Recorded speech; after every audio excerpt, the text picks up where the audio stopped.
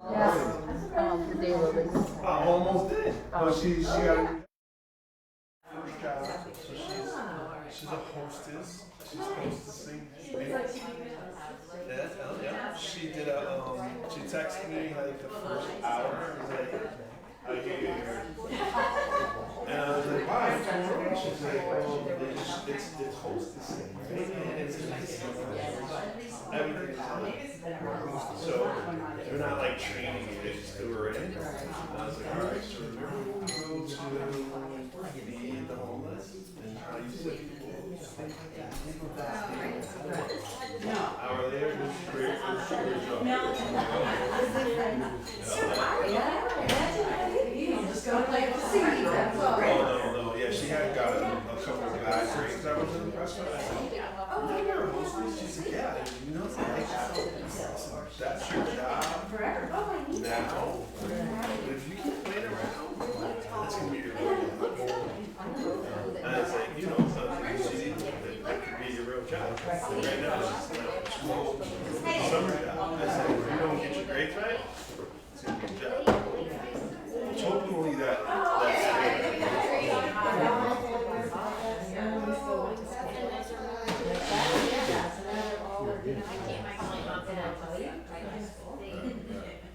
But if you want to keep it big, well, it's funny because my other daughter works in like high upscale and she's like what you have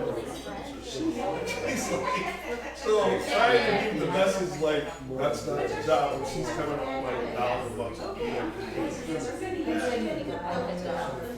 And you're in the casino, so it's crazy. And then they can sell like a bottle. And they were killing money. And so VIP.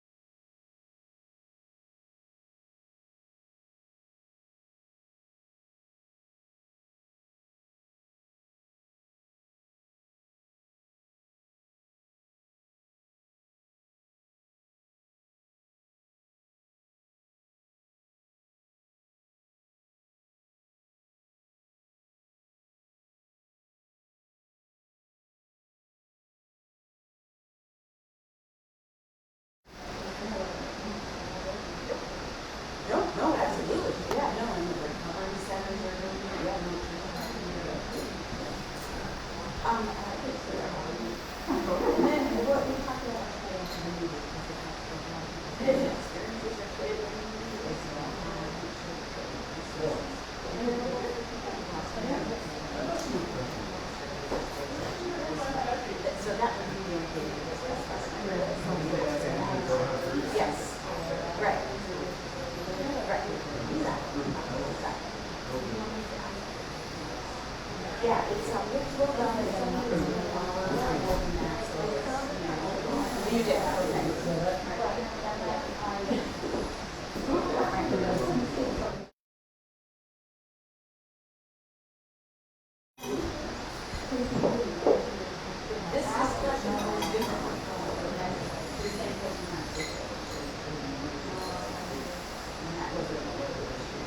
But I told her that we had to really accept it. Yeah. Yeah. Yeah, this was sort of an thing this time, this sort of thing. So we're still we're figuring it out.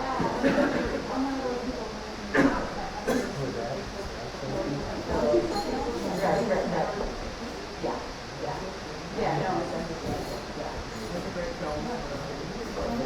Yeah. Yeah, I know.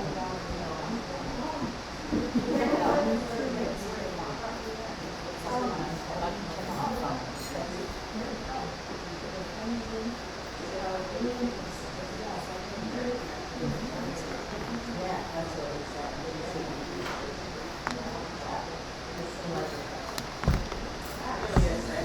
Yeah, it is. It's not a. Yeah.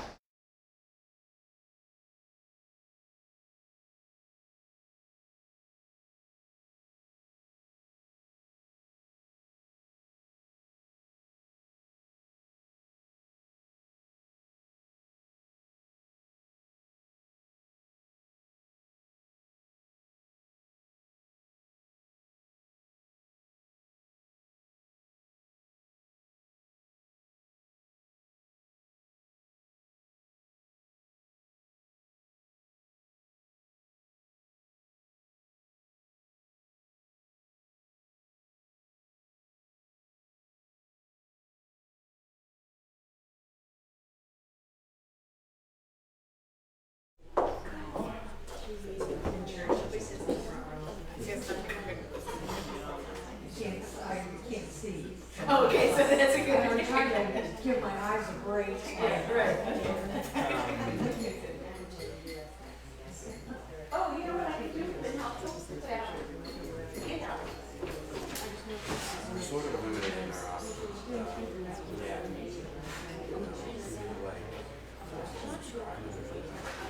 Yeah. That's the other one I was thinking. You can't. You wanted that one. It was bent, yeah. It's not. Thank you very much. Yeah. Let me try that.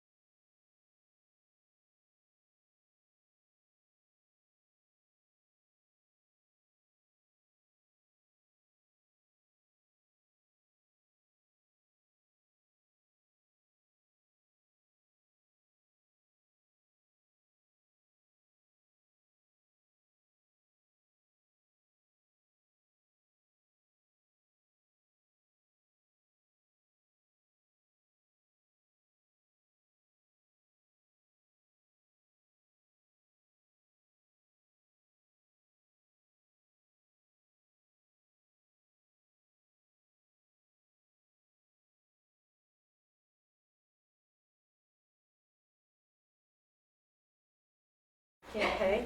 He says,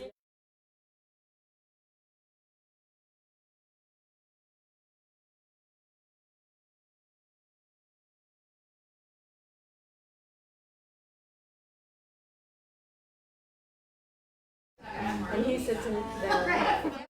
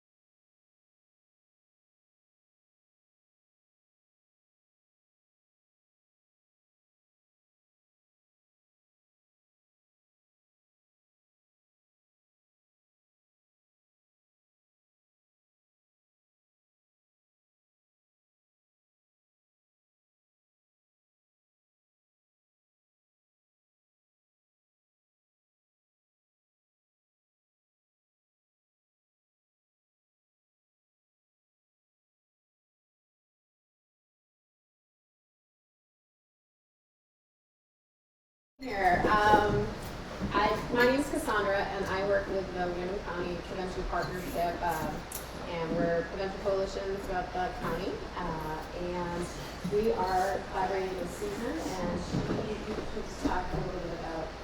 Yeah, we're all here. Susan White, and I'm from the Southern Vermont Area Health Education Center, AHEC, and we're healthcare workforce development.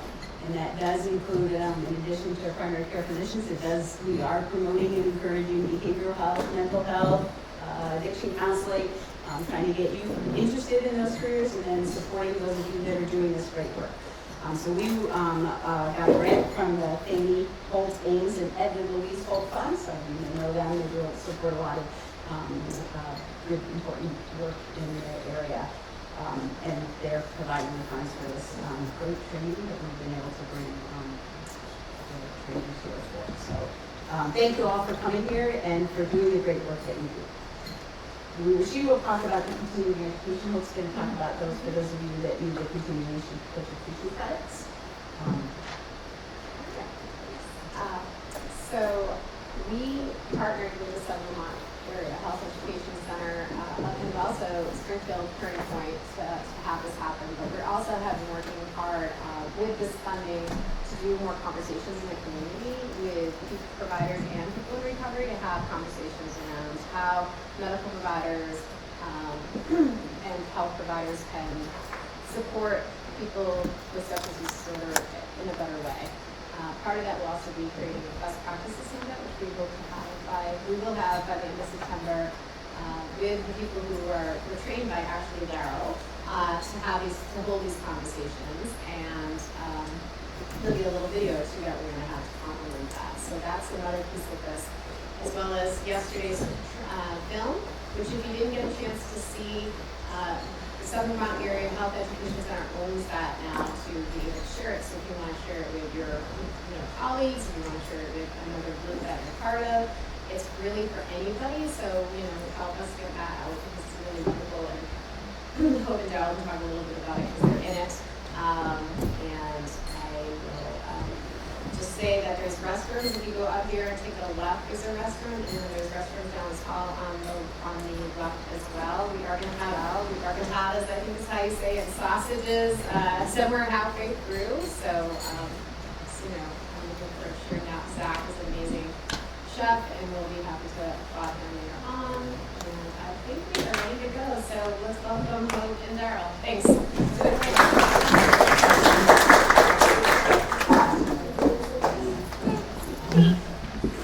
Hello, everyone. Good morning. Good morning. How are you? Good morning. Good morning. Good morning. So one of those mornings we're gonna be like, I'm in Vermont. I came far. You gotta wake me up. Make sure I'm good. Make sure I'm good. No, I didn't get lost this morning. So last night I was home in the store. My name is Daryl McGraw. I work at the Great Hope Basin. We were here last night. We actually did our movie on uprooting addiction. That was great.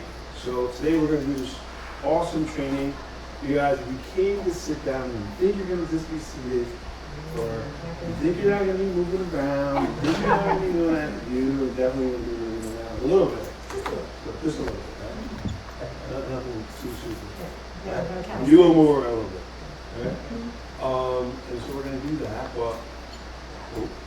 So I'm Hope Faison. I'm a clinical social worker, addiction counselor, and I specialize in treatment of trauma. In my hometown in Connecticut, in the northwest corner, I see people long-term and work with folks with pretty big trauma histories.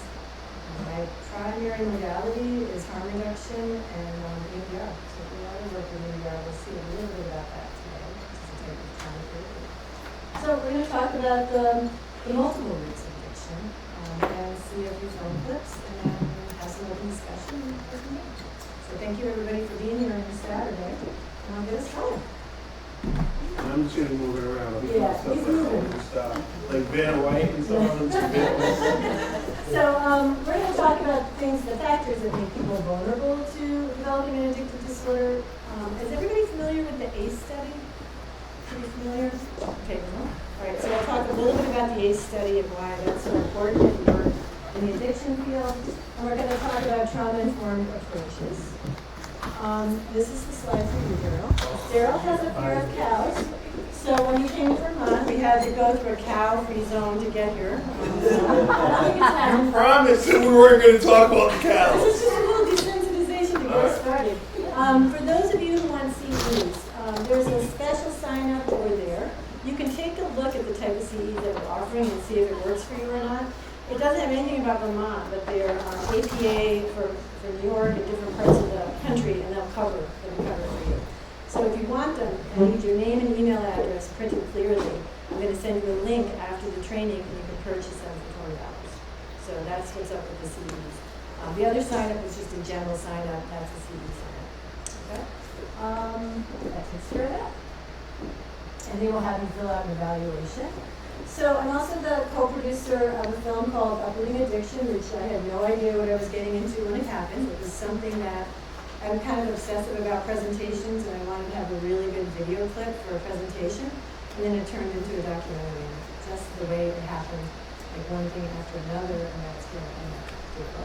So you'll see some clips from some of the footage from the film if you haven't seen it. The website will allow you to look at a trailer, and it'll also allow you to look at it for a small fee through Vimeo and Apple TV.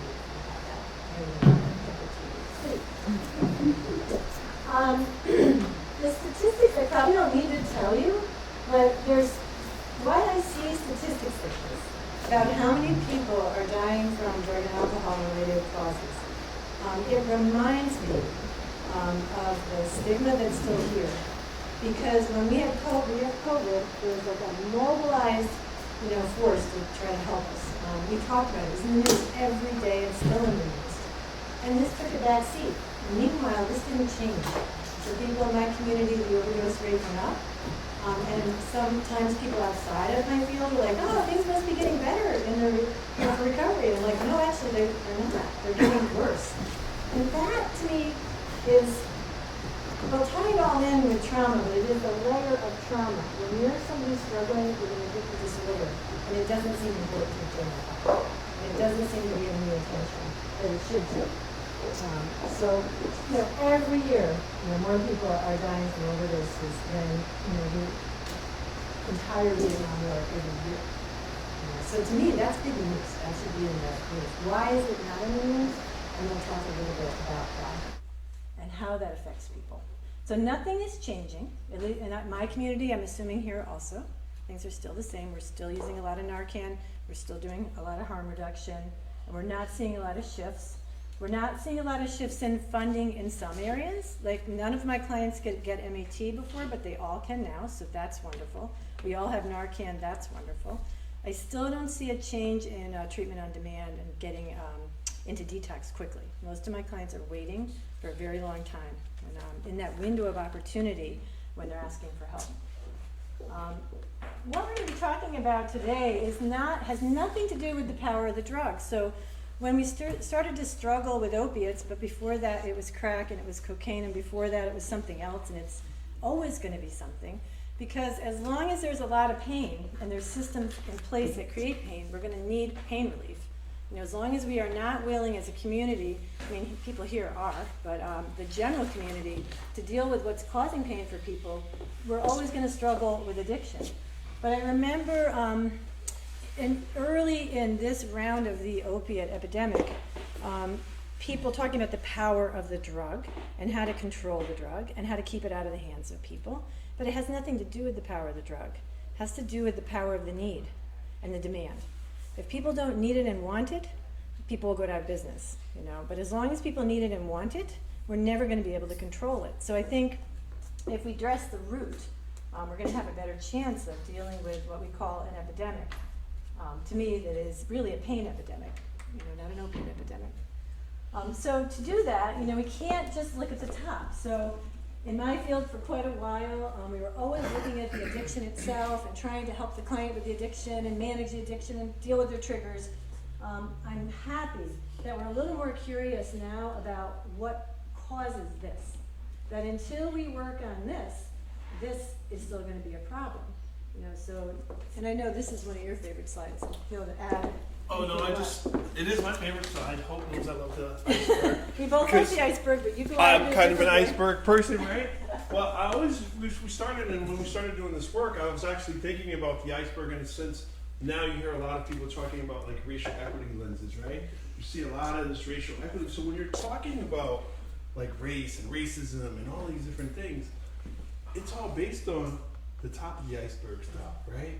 The appearance, right? All these judgments, all this hate is here. But if you came below, we would actually realize that we have more things in common than we actually have difference, right? I like pizza. I know there's some pizza likers, and I see the pizza likers shaking their head. Yes, right? But like, I'm a dad, I'm a parent, I'm this college graduate. All these homeowner, all these different things is here, but you don't get to see that because here. So we're basing all these judgments here, and if we can get people, our country and society to start looking here, we will realize that we've been fed a bunch of bullcrap, right?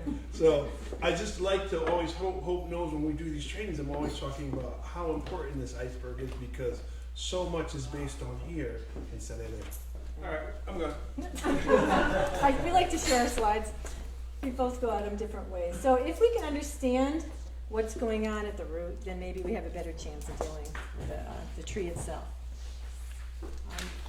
For me, I have to always reframe and think about what is addiction, and somebody recently said we really haven't defined it that well, as a community.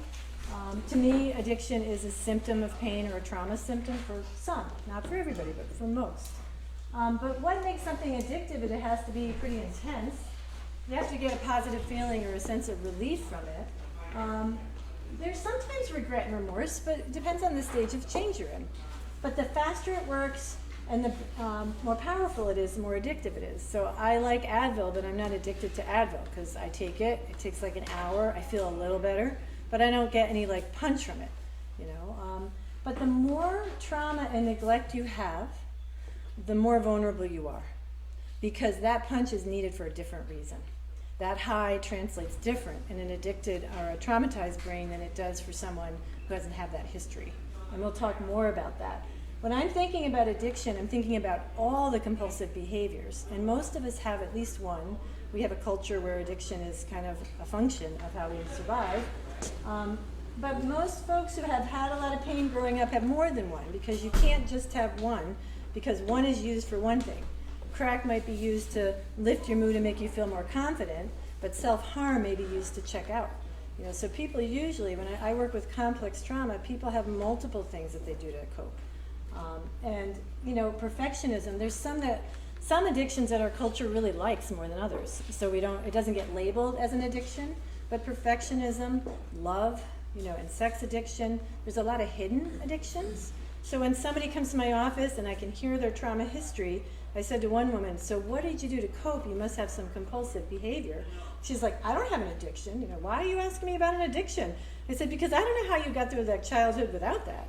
And then she kind of softened. She says, yeah, I have a little spending issue. After a year, I realized I never saw the same pair of shoes, more than once. Big spending issue. Some issues with food, and possibly some issues with alcohol. And that's unfolding in our work over time. I always like to think about the brain because I think it's less shaming. If I can realize that some of the things I've done in the past compulsively were a result of my pain, but also wiring. So addiction is not a habit, really. I have a lot of habits that I do every day. I brush my teeth every day. It is not an addiction, It is not necessarily about withdrawal because there are a lot of things that you can get addicted to that doesn't have a withdrawal symptom, maybe some psychological withdrawal. And it's not about liking something. So it has nothing to do with liking. We all like things. Some people here like pizza, and you're not addicted to it, or maybe you're a little compulsive about it, but it isn't about liking, it's about what it can do for you. So addiction is really more about dopamine. So dopamine is a healthy brain chemical, and we all really like it. So when we post something on Facebook and a bunch of people like it, we get a little hit of dopamine. When I apply for a job and I get it, I get all excited, I get a little hit of dopamine. I feel happy and excited. It feels good. But if I have an underlying trauma that tells me I'm not good enough, or tells me there's something wrong with me, I really like it. And I need it more. So I need those likes more. I need to get new things more. I'm much more vulnerable to wanting that hit of dopamine. The more I do it, the more I need it. And that's the thing that we see sometimes with any addictive behavior, is that it becomes something you need more of, and you get a tolerance for it. Opiates decrease pain, and they help with the dopamine. So there can be this like hyperactive wanting system. And so for those of you, I've struggled with addiction, for those of you in the audience who've struggled with it, or even those of you who don't think you have, but you have some addictive behavior, like think about if you like coffee, not having it in the morning. And I walked a mile to get coffee this morning because, I was thinking, wow, this is a little desperate. I called it exercise, but I was really walking to Jiffy Mart because I needed my caffeine, Did that hurt my life? No. Is it extreme? No, it is not. I'm drinking some kind of nasty herbal tea right now, so I'm not drinking any more coffee. But it's about wanting things, and then it becomes about needing things. So I think about that wiring all the time. And I think about how our brains get wired and things get associated. Like if I associate things like feeling good about myself and gambling. So if I go to the casino and I win, but I come into the casino not feeling good about myself. So I go in, and what do they do in casinos? They try to make you feel welcome. They want you to feel powerful and special. If you win, all the lights go off and everybody looks at you. So if I come in there down, feeling not so good about myself, that is going to be really interesting to my brain, and there will be a link made there. When I go to the casino, I feel powerful. Those two things shouldn't be linked. I should just feel powerful on my own, or I should be powerful in a way where I don't lose all my money. But if I come in vulnerable, that's what happens. So when you're looking at people's addictions, you're looking at a relationship. And if you can figure out what causes that link, you can help people unlink and try to find a different way to have power. And we'll do that later. No, and I was thinking in the same sense, right? So I live by 2 casinos, which is not good for my budget, right? But when you think about that and how Hope explained it, there's been many times that, me, person in recovery, and our addictions, many of us can relate, show up in different forms, right? So even in the casino, if I lose my money, right, I feel like I just lost my money to the drug dealer. It's no different. That down feeling, that feeling is the same, right? So we all say our addictions show up in different ways, right? Okay, so I'm not using drugs anymore, but I lost all my money at the casino.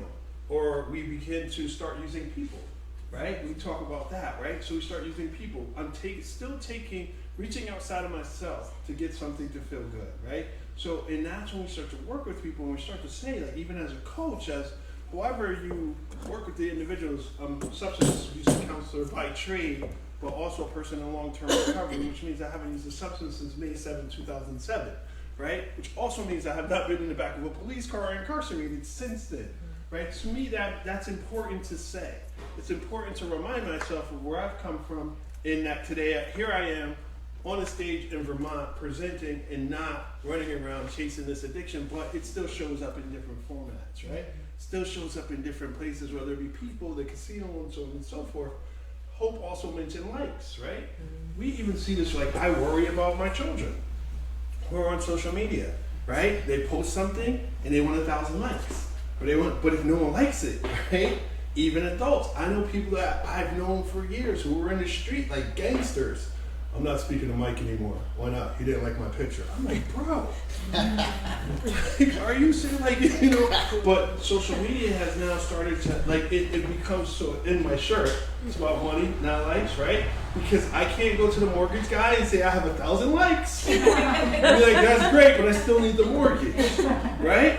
So we need to really start to, and sometimes we can get pulled away and get caught up into that. And really, we really need to worry about our young people, because everything is revolving around likes. And as Hope said, here's this addictive personality, right? Everything, posting pictures, and then they'll go to the extreme. Even I have daughters, right? So they're pushing the envelope with the pictures. I'm like, why would you post it? Because they're posting it for likes, right? And I'll leave with this. I'll go my way, but you don't have 2,000 friends that care about you on your birthday. Just saying. I know they said happy birthday. Nobody cares. Right? Maybe 5 of those core people really mean happy birthday. Right? And now you're stuck because you got to say happy birthday back to them when their birthday is. And if you have a lot of people, then you're saying happy birthday every day. You're going to forget someone. Yeah, they call that broadcast intoxication. When you post something and you get a little high, and it can be the beginning to link that, wow, I feel good only if people like me. So I do work with someone who has a history of sex addiction, but he also has an Instagram thing, you know, because when he gets and also the idea of posting something as an image of who you are. Not maybe who you are, but who you want to be. This is Gabor Mate. If you don't know Gabor Mate, he's an incredible human being who is a physician that works with folks with histories of opiate addiction in all phases of recovery.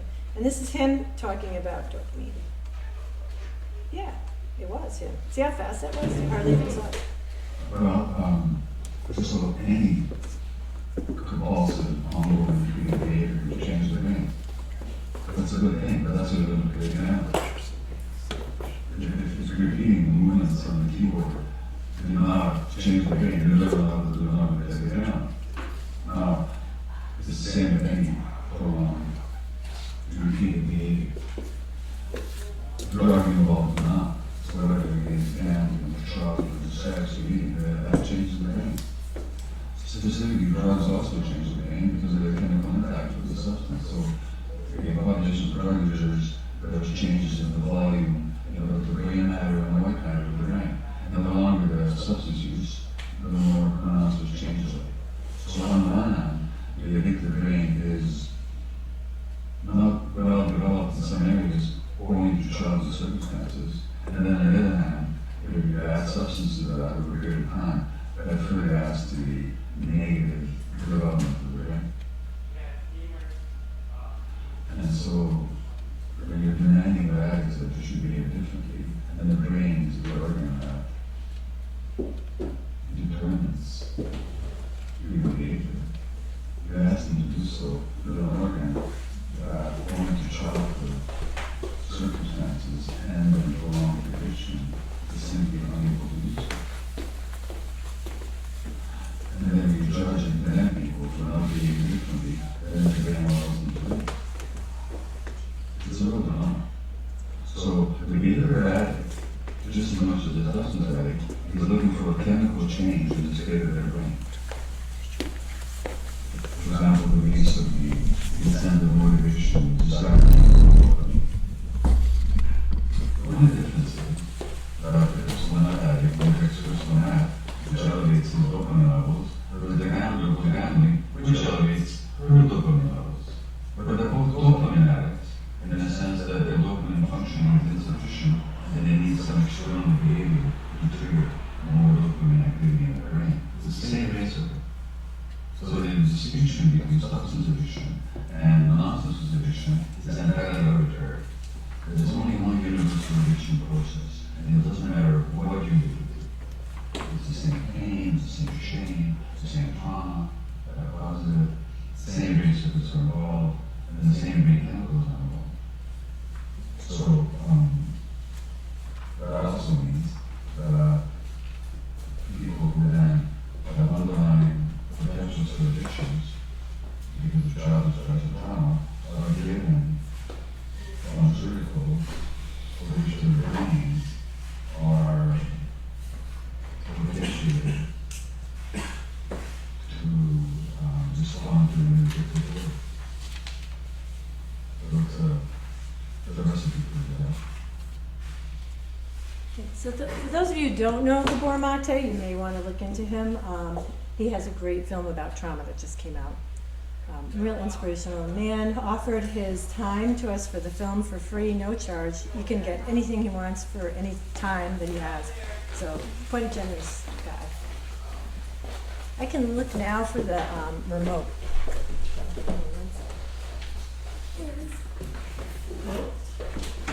What's that guy's name? Gabor Mate, M-A-T-E.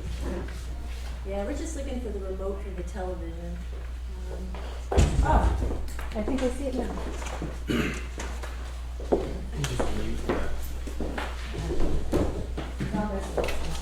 All right, so it's about for me when I'm working with clients and we're trying to craft a good treatment plan, I'm trying to figure out what their relationship is with the things that they do compulsively.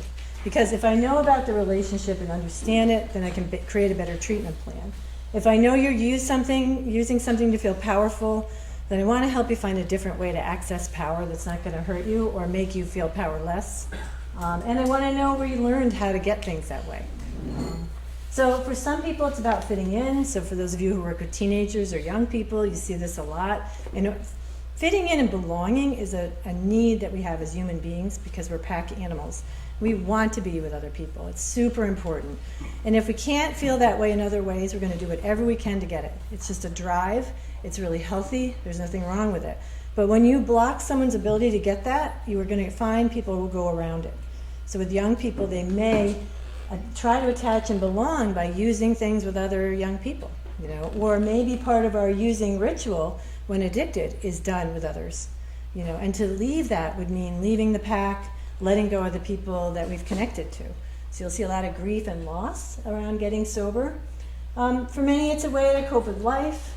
It can be a way to avoid certain feelings or to have certain feelings. So if I can't speak my mind and be angry and I use cocaine and I can do it, then it works for me. You know, so I always try to find out how is it working for you without having shame in the room. So a lot of my work as a therapist is to take the shame out. Like addiction is a response to pain. I know you had a lot of pain. Let's talk about how it works for you and let's work together. Not my treatment plan, not me trying to figure out you. Let's you and me work together to create a treatment plan to find out how this works for you and how you can do it differently. Because nobody wakes up and says, this is what I want for my life. It can help medicate some of the PTSD symptoms, which we'll mention later. It can be part of family culture. I know in my family it is very much part of family culture. It's funny to talk about getting a DWI. It's okay to be drunk. Those stories are glorified and they're funny. When I got sober, it was like, you know, very awkward silence, you know. The stories then persisted and I would just sit there. But I am called anytime somebody needs a detox bed. You know, it's nothing like having a social worker in your family. But it can be part of family culture, which means that if you ask your clients, you know, to consider recovery, or they say they want to consider recovery, they are changing things. It could help change things for the better, but it can be painful at first. And there are some things that we're addicted to. Dopamine helps with trauma symptoms at times. It really works. So I understand it, you know, when I'm talking to my clients. I honor how it's working for them, but I also know it really isn't, because they wouldn't be in there in the room with me if it was really working. You know that the other piece right there, Hope, is that when we talk about and just really mapping this, right? When you're working with people, so I'm going to be your client for a second.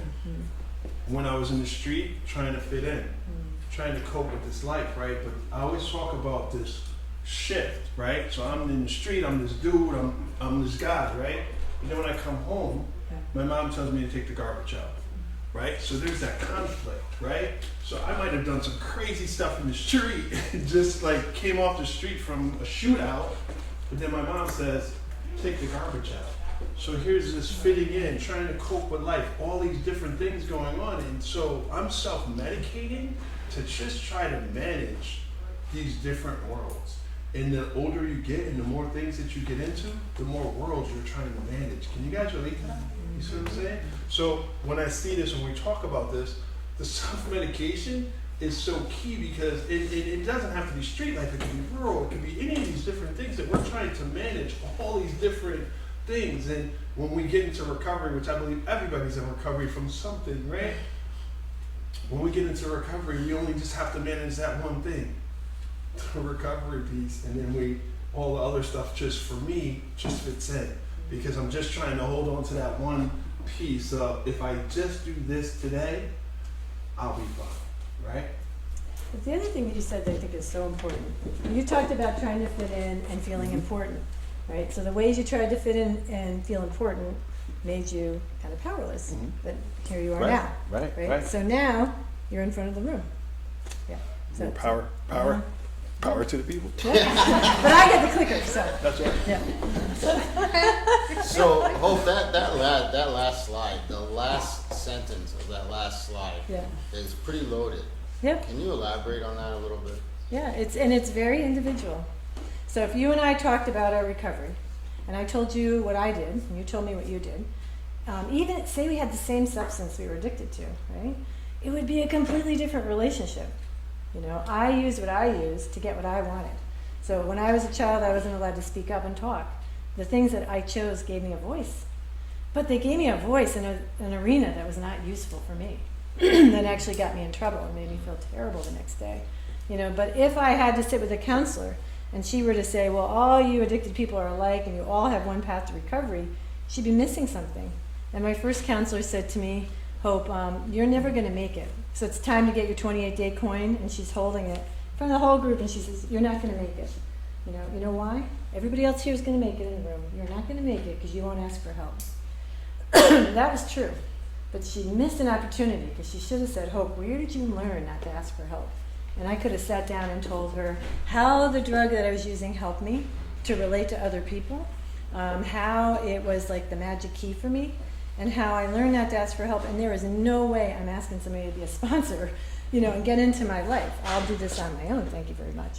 So, and she kind of, but what was great about it, I wondered if later if it was a paradoxical thing, because at that point I'm like, oh yeah, I'm getting sober, and I am coming back to relapse prevention group and sitting in the front row and looking at you every time, and I did, because it was like a challenge. But it was the relationship, right? So when you're working as a coach with people, find out why they used and what it did for them, and then you'll find out what they need to do in recovery. Like if I need to feel powerful or have a leadership role, I went back to school to get that. I learned how to have a voice. So I don't need drugs to talk anymore. And I also have Daryl, so when I get sick of talking, he can fill it. We always say he likes to talk more than me. I know. We always say though, and we talk to parents, and people always say to get rid of this addiction, you want to do this. We never talk about replacing that. And I always say you can't take away this without replacing it with that. All my friends, so we need a whole new network, we need all these different things, and a lot of times that's not part of the deal. They're just like, we want you to stop using. Well, I like using. Like using is all right. This is working for me. So always thinking about how are we going to automatically, and sometimes it has to be like simultaneously taking this away but adding this. This makes me feel good. Oh, this is okay, and I'm not risking my freedom or I'm not doing anything to have this feeling. And it works over time, but I think the piece that's important to that is that I wanted to ask for help and I couldn't, and it wasn't until I worked on the trauma that kept telling me not to ask that I was able to. I acted as if for a long time. I learned to ask for help, but I never really did until I worked at the Root, which we'll talk about later. Does that answer your question? Yeah, absolutely. Thank you. You're welcome. Anytime you link things, it becomes a neurological loop. And that's an important thing to remember, the power of that. If I get up in the morning and drink coffee, morning and coffee are together for me. If you separate them, I will walk a mile to get coffee. But that doesn't really hurt my life. There are other things I used to do that did hurt my life a lot more. But when we're working with people in recovery, it's good to remember what kind of brain we're working with. There's a lot of reward for doing things. And the brain actually likes things more if it kind of works but doesn't really quite work. It chases more. So if I get a sense of power from gambling but it doesn't really work, my brain's going to keep trying that over and over again. Particularly if the root of getting power feels blocked because of my history. So there is wiring, and I'm going to show you an example.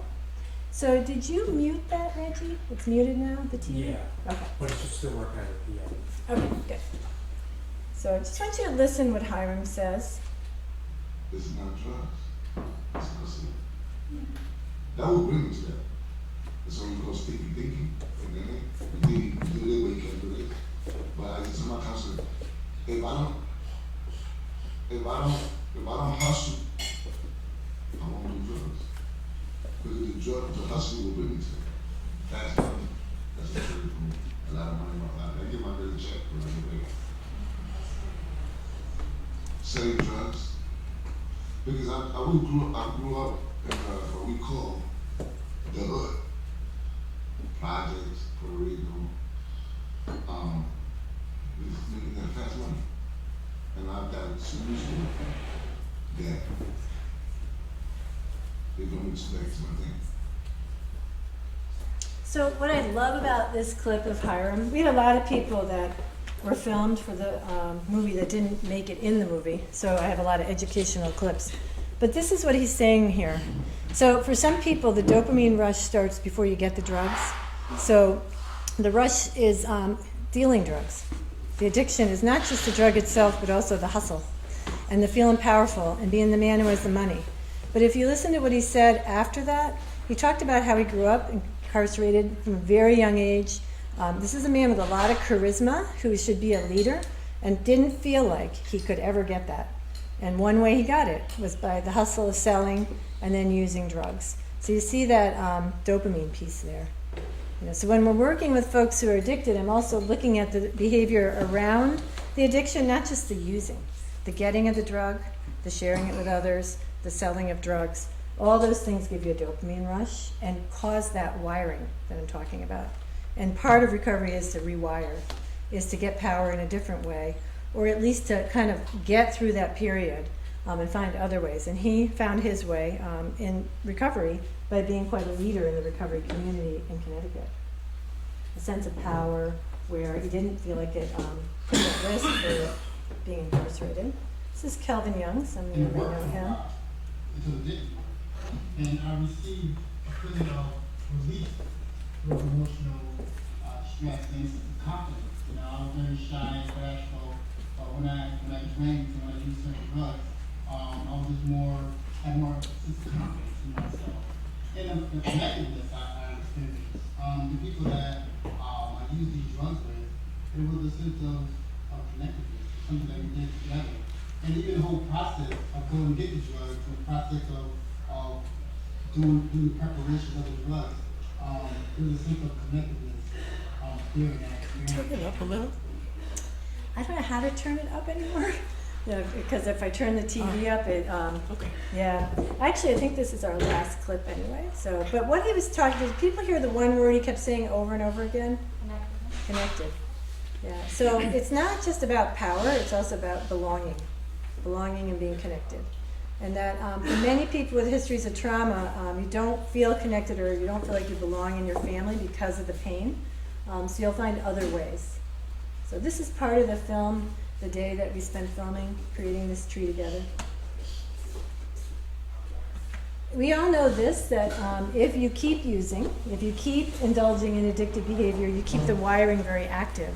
So when you pick up something again, sometimes it's not even what you were addicted to begin with, but you pick up something that gives you that dopamine rush, you can be a little vulnerable to picking up other things again. But that wiring stays in place. You have relapses, but also you have more trauma. So you grow up in this kind of chaotic life, and the more you use and continue to use, the more trauma you get into. So when I'm working with people with histories of addiction, I'm working on their childhood trauma often, but really often I'm working on the layer of the addiction trauma. The multiple times of being arrested, the sense of being a failure, the way your family doesn't want you around anymore, and how many things happen to you on the street, and how many traumas keep happening over and over again, and the physical consequences. Right. And it also makes you think about a lot of times systems, right? And when we're working within systems, you'll hear relapse is part of the story. Relapse is part of it, right? And some of us know that, wait a minute, it doesn't necessarily have to be. So it makes me question, now that I hang out with people cool like Hope, it makes me question, is relapse part of the story, or is something left untreated? Are we not addressing some issues? Are we missing something? So we just say, right, we have a tendency to blame the individual, right? A lot of times, people show up, and this is in a different part of the training, but we talk about people end up being labeled non-compliant or relapse, because the relapse is the failure of the individual. But if we're not addressing certain issues, then relapse is probably going to happen. Because, right, I'm not using, but I'm still not addressing that trauma issue. I'm still struggling with those issues of trauma that I never worked on. So yeah, I'm going back to what makes me feel good, because the thing that makes me feel bad is still making me feel bad. So is relapse part of the story, or are we still not working with certain things? And is relapse also a part of the uncovering? So every time somebody relapses, there's something to learn from it. To me, it's just a missing part of the treatment plan, or a missing thing that we didn't catch before that we're going to catch now because of it. So I feel like it can also be an important part of treatment to how we handle it, as a culture. So when my client came back in and she said to me, she had her head down and she wasn't her usual self and she was, really checked out, and she said, I relapsed, and I just feel like such a jerk. And I said, you must have been in a lot of pain. And she lifted her head up, reconnected with me, and then we went back to work. Versus me saying, tell me about the triggers and what happened. We didn't start there. I started with, you must have been in a lot of pain. And I think it really made a difference. Right. That makes me think of when I'm working with somebody that does relapse, who that has just recently relapsed. It's not like blaming them. Right. Tell me about, I really want to know what happened right before. Mm-hmm. So I got paid, and then I went to, it's always that what happened, because that's where we start to work. We don't work on the relapse. We work on what happened right before.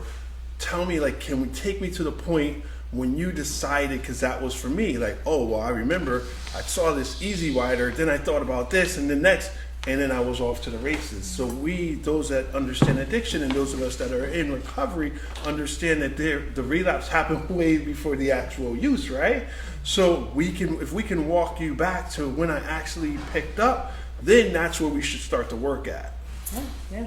That's when the wiring kicks in, the addicted wiring kicked in. Many times it's like a glass of water, it kind of fills up and then it overflows. And we have to break down what filled it up.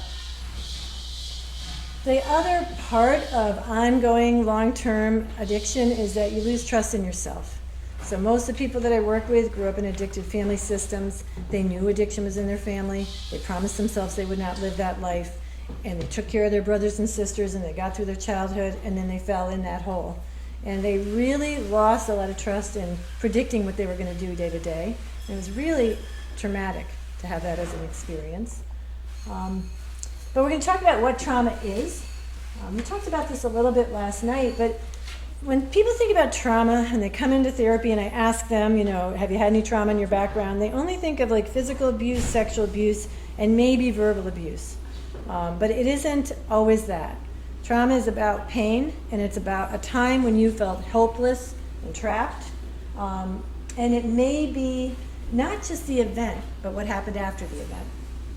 Because you can have bad things happen as a kid. So say bad things happen. Somebody broke into our house when I was a kid. And my mom said to me that night, don't worry, we're all safe, everything's good. But somebody did break into her house when I was a kid, and she didn't do that. I sat up in bed, and she came in the room. I'm like, what's going on? And she's like, Hope, why you always got to ask questions? Just go back to sleep, And so I had no framework for it other than the sound of broken glass and this feeling of threat and not really having any name for it. And I was also felt, she says, look, your brother's sleeping. Why don't you sleep? Why can't you do that? So it isn't just that, would I say that was a traumatic event, someone broke in my house when I was a kid? No, but it was, because it changed a lot for me. Don't ask about things. Be like your brother. Shut your mouth. And when bad things happen, try to go back to sleep. Now, doesn't that set you up for addiction later, right? Bad things happen. Don't talk about it, and find a way to get out of it. So when I'm working with clients who say, when we were screening people for the film, I said, you have to have a history of trauma, which I knew anyone with addiction probably has. And there were people screened for the film that said, I don't really have an addiction or a trauma history, but can I be in the film? And I said, yes, you can, because I knew it would come out. Because if it's normal for you, if that's the way you grew up, you don't list it as traumatic. If you grew up in a dangerous neighborhood, you don't list it when you go into therapy. You're like, okay, well, I wasn't sexually abused, I wasn't hit, so no, I don't have any trauma. So it takes a while to find out from people, but it's what happened, how it was handled, and how it got coded in your brain. So in my example, it got coded in my brain, something wrong with you because you keep talking about stuff. It's not okay to talk about it, and life is unsafe. Your neighborhood is unsafe, and your family can't even protect you. All that in my 7-year-old brain coded, while my brother slept through it. And my brother and I have the same history, same addiction history, and we had a very different, going forward because our temperaments were a little different. We'll talk about that more later. So it isn't just about what happens, it's about what doesn't happen, and nobody reports that. So nobody says what didn't happen when you meet with them. That's what you find out over time when they don't take care of themselves. So I had a client wouldn't go to the doctor, and she was neglecting herself, and I said, what happened growing up when you were sick? It's like, nothing happened. We were made to feel bad. We didn't get medical care. I'm like, oh, the neglect. But she didn't tell me about that. She didn't think there was anything wrong with it. There are other factors, so it's not all about trauma in the way that it's diagnosable. It's also about temperament differences. So I was born in my family asking questions. I swear to God, the minute I came out, I was like asking questions. Nothing wrong with that, but there's something wrong with that in my family. So if you think about your own temperaments, and if you think about your brothers and sisters, if you have children, how everybody has like a certain temperament they bring in, you know, and if you're in the right place, in the right family, and that's a good temperament, it's good. If you aren't, it can be a mismatch and can be like a constant shaming. You know, so it's temperament. Early medical problems for children can be very traumatic. Bullying, which we know about now but didn't pay attention to, and learning differences. If you learn differently, the way we channel people in the educational system, you have to be able to be quiet, sit at a chair, don't fuss, don't make noise, don't move, or else you have ADHD, or if you're spacing out the window, you have ADD. Not everybody learns that way, but the way that's handled can be difficult for us. So if you want to understand chronic addiction, you have to understand the impact of trauma and neglect. I just want to do this quick, this is a big area of research, but so something bad happens to you when you're young, right? And it's super shocking. And how that gets stored in the brain is very different than other things that happen to you. You learn to ride a bike, you fall down, your parents say, hey, no problem. That gets coded like I tried to ride a bike, mom and dad were there for me. When something dramatic happens, like I get slapped by a family member, that memory can get frozen in time without a date stamp on it. So when you see people being jumpy or having flashbacks, I can be jumpy if someone comes up behind me, that's because that memory is not stored correctly. So usually it gets a date stamp. This happened to you, Hope, when you were 7. Everybody's good, you're fine. Instead, it got stored. This happened to you, Hope. Watch out. Don't let anything like that happen to you again. It's like my brain becomes a smoke alarm, and it's watching for that thing to happen because I don't have a date stamp, and that memory's fresh. So for those of you who have experienced flashbacks, you know this feeling. You know, you can just get startled easily. You're not conscious of it, but your brain is always watching the room to keep you safe. Right now, I'm watching the room, whether I know it or not. I know where the door is. I always know where the door is. You know, if there was a loud noise, you know, it would cause me to startle. I'm not making that happen. That has to do with memory storage and things that I haven't worked on yet. And that's with all of us. All of us have some version of this going on. So part of trauma work is to give the date stamp. Part of trauma work is to bring you back to the thing that happened, work with you to feel it and notice it and be aware at the same time you're feeling it that it's not happening anymore and the memory gets restored, which is what happens, Astrid asked me last night, happened with EMDR. It helps restore the memory correctly under the right heading, but it can happen with other forms of therapy. So that's just my memory storage slide. But what happens when you have a lot of trauma? So I have clients that have quite a bit of trauma. And the first phase of trauma work is to help people feel calm and safe in the room. One of my clients said, it's like there's like a burning dumpster in the office right now, burning in the room, and you're saying, pay attention to the flowers, you know, and smell lavender and take a bath. She's like, you know, she goes, Hope, I smoke crack, okay? I don't want to like smell lavender, you know, and taking a bath is not going to do the same thing. I'm like, absolutely correct. It is not going to do the same thing. And I've learned to respect what people are telling me. That first we have to make people feel safe enough in the room in whatever way works for them. So sometimes we're watching YouTube videos together. Sometimes my clients bring in their pet, you know, just to get the sense of safety so they can actually know what it feels like to feel safe. But we're also respecting the fact that that's hard to do. So for those of you who are doing therapy or counseling with people, you're seeing this, you know, that they can't trust you. It's hard to be settled in the room with you, you know, because of what their trauma is telling them about human beings and safety. And you're trying to help them. Just notice this for a little while by being consistent and safe yourself so other people can get a sense of what human beings can offer. It's about what trauma teaches you. So it's not just the abuse, it's what you learn because of it. And it's about what it takes away from you. So if I had to grow up not relying on other human beings and taking care of my brothers and sisters, I've missed a whole bunch of things. So I was working with a guy, he's 30 years old. He's started using opiates when he was 9, and he's mad at himself because he doesn't know how to date. I can't believe how stupid I am. I have to come to you and talk to you about dating. I said, well, where the heck would you have learned dating? You started using when you were 9. You were breaking into houses and stealing things by 10 or 11. There was no mom and dad coaching you about dating. It's totally okay for us to talk about dating now. That's my leaf. Huh? Uh-oh. That's my leaf. I was Oh. looking and I'm like, Is that that's your my leaf? leaf. You always wondered if She that knows belonged that's to- my leaf. I don't know that's your leaf. That's my leaf. All right, well, this is your leaf. I'm talking about your leaf. So this has never had a chance to be a kid, right? And I put that there when we were going through this in the movie, is because my dad left when I was 6 years old. And I think, what was the question?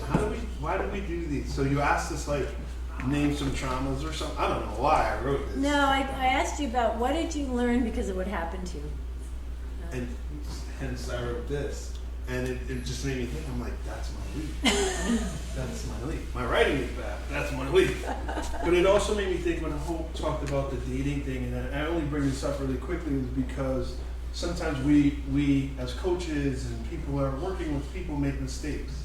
And I work in a prison, and I work with, a lot of the guys, it's a lifers group, for lack of a better term. And I was in there and I'm telling them all these different things, but one thing I never talk about is dating. Because I don't think I'm good at it, right? And then I want to bring dating into the prison, so we don't talk relationships. So one day, I say to the group, they're like, yeah, I want to talk. I talked briefly about a relationship or something, and this guy was like, I need more of that.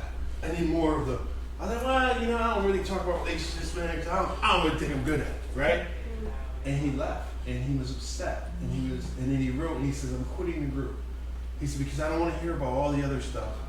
I want to talk about relationships. He was doing a considerable amount of time, and he wanted to learn about relationships, men with relationships with their daughters, men with relationships with women.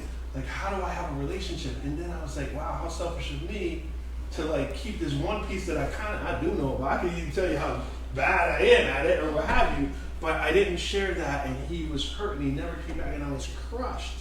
So thinking about some of the things that we think that, oh, you don't need that.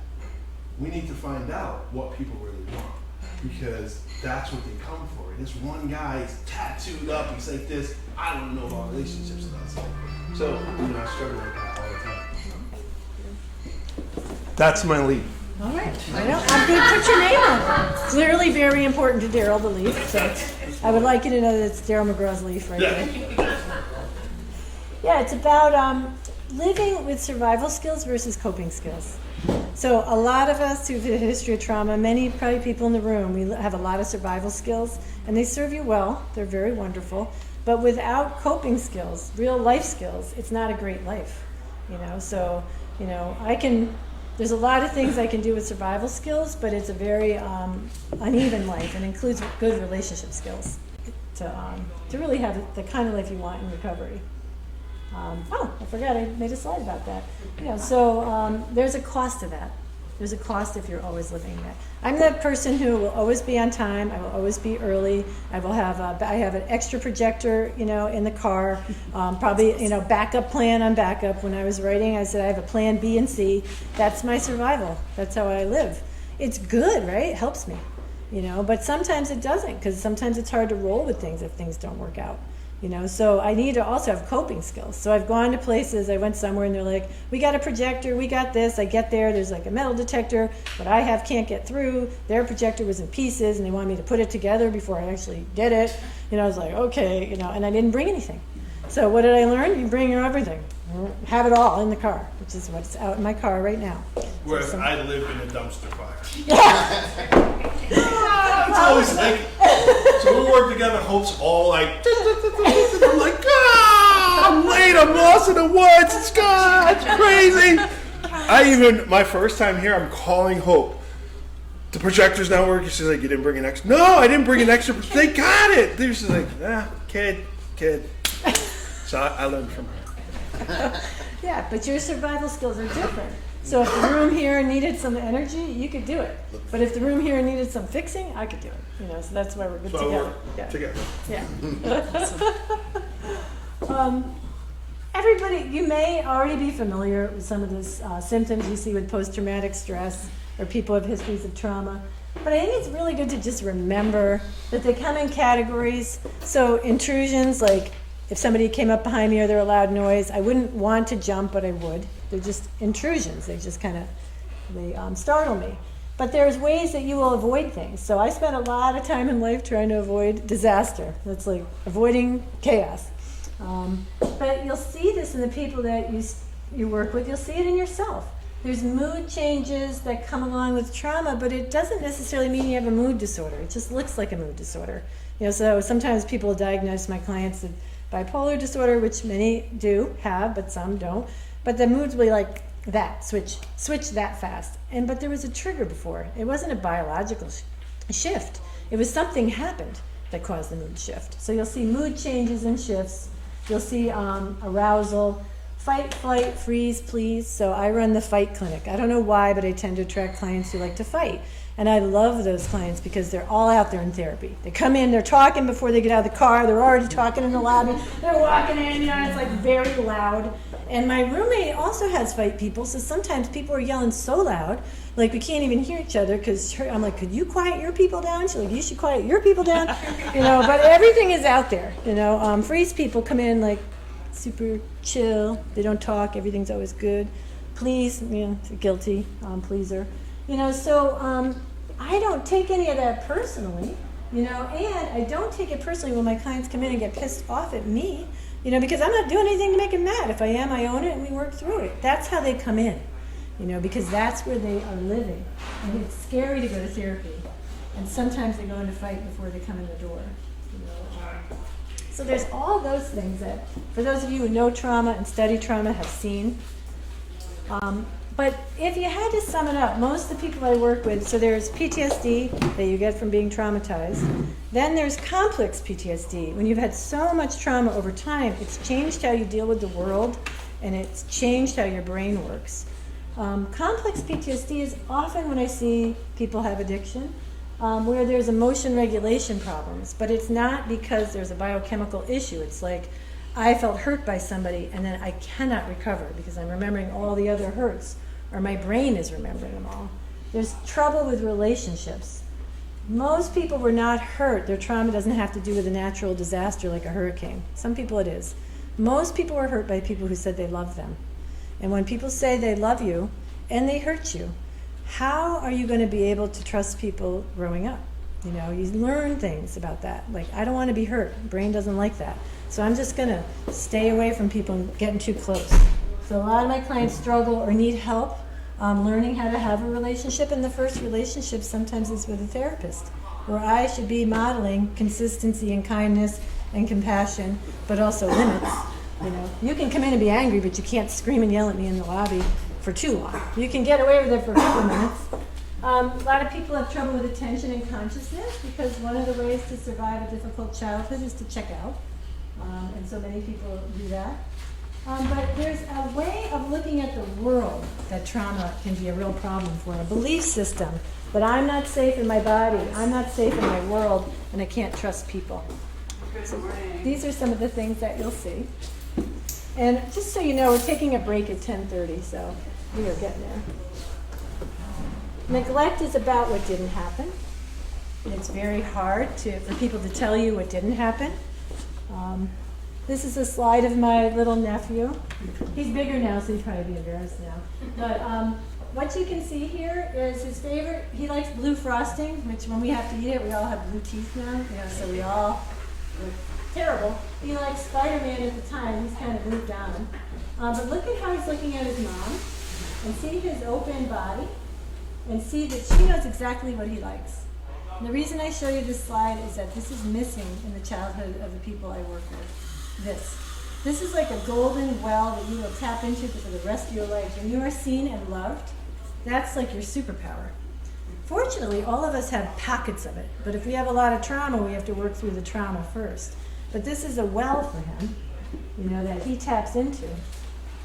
This is the double auntie hug. So it's a ritual. When we go to his house, my partner and I chase him around the yard. He acts all freaked out. Then we catch him. Then we hug him. And as you can see, he's really upset. It's the ritual. Those rituals. So all the things that you're doing for children now, all of those things that you do become the well for them. And let me tell you how little people need. You know, there's small pockets I experience like this that have fueled me my entire life. They're the reason I'm alive and right here, right now. People did this. There were some rituals that were meaningful to me. Even when my relatives were struggling with their sobriety, I had these. So for those of you who think you can't do enough to help people, when you help a child and see them, when you see another human being, an adult, and see them, and remember what they told you, you're filling the well. If you haven't studied the ACEs and you're working in the field, you probably should study the Adverse Childhood Experiences Study. 17,000 people were studied to look at the things that happen in childhood and how it affects them in adulthood. And one of the studies, or many of the studies, talk about vulnerability to addiction. So the higher your ACE score, the more bad things that happen growing up, the more vulnerable. It is not a definition of who you are as a human being. It is not completely predictive. Many people have high ACE scores and don't have an addiction, but most people that struggle with addiction do. So if you haven't studied it, and if you're in this field, you should read about it, because it will justify, if you're working in a treatment setting that does addiction, and the addiction treatment center says we don't need to do trauma work, this study justifies that.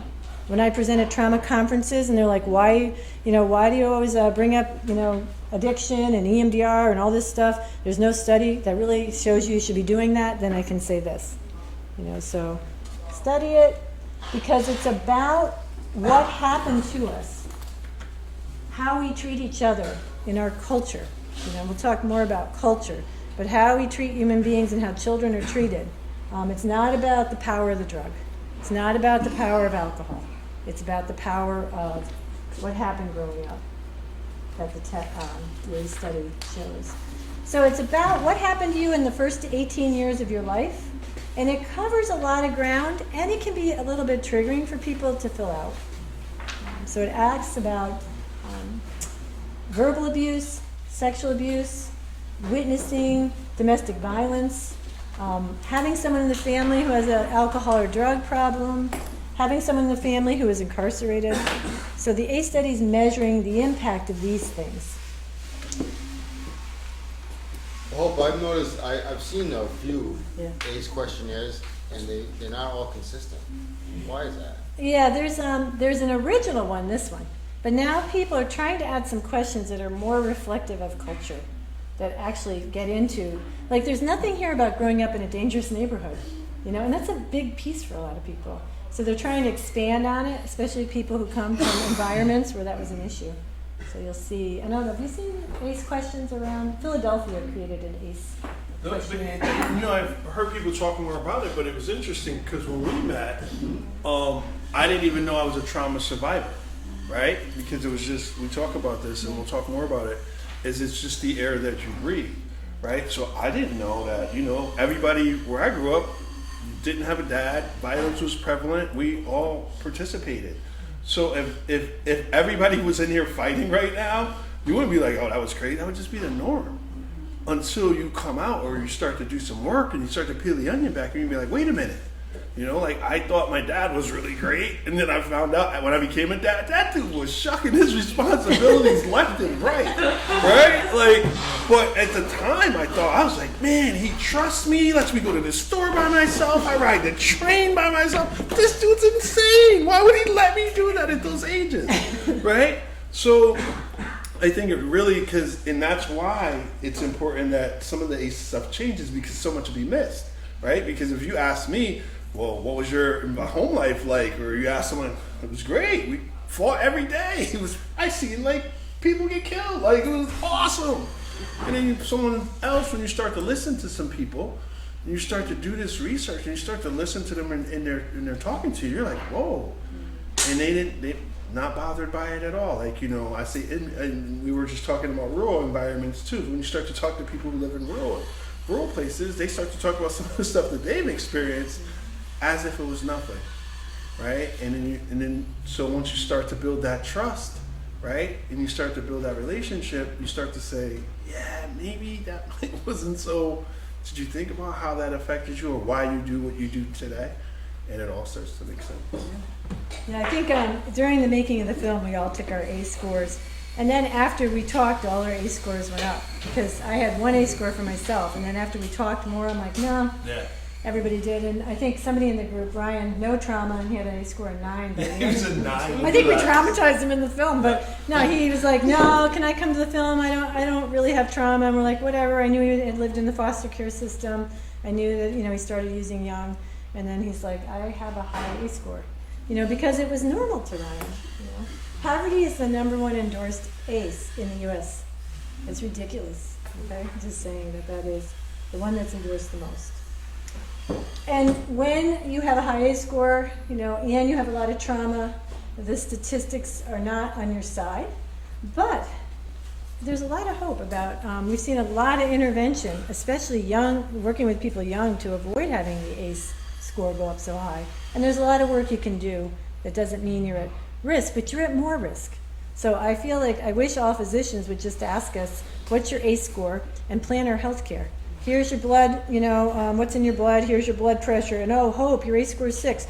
So be careful when you take narcotics, and we've got to watch out for all the other health conditions, and what's your addiction history, like it would be normal, but it isn't, because for some reason that's a different category. Even though addiction and trauma affect my body, we don't talk about it. It's just, I've been talking with my doctor about it, so now she's been watching the ACE stuff and getting into it, but it did sacrifice my own doctor's appointment to educate her, because then she got so into it we forgot to talk about why I was there. And this is why. So you have these bad things happening growing up that are unresolved. So bad things can happen, but unresolved. When you have unresolved things that happen, you don't develop the same way as other kids. So you end up in school. For me, I was spacing out, looking out the window. I think you were the class clown, right? Yep. Mm-hmm. Yep. Nah, me? Yeah. No. Yeah, you were. Yeah. No, me? No. So we develop differently, and it's very hard to learn here, right? And that develops how I feel about myself. So I'm spacing out, not doing well in school, and I'm starting to think, I must be stupid. I don't know, how did it affect you? In the Being a social? class clown? Yeah. So when we look at it, we were doing this comparison, and this Yeah. is one of our favorite slides Yeah. as well.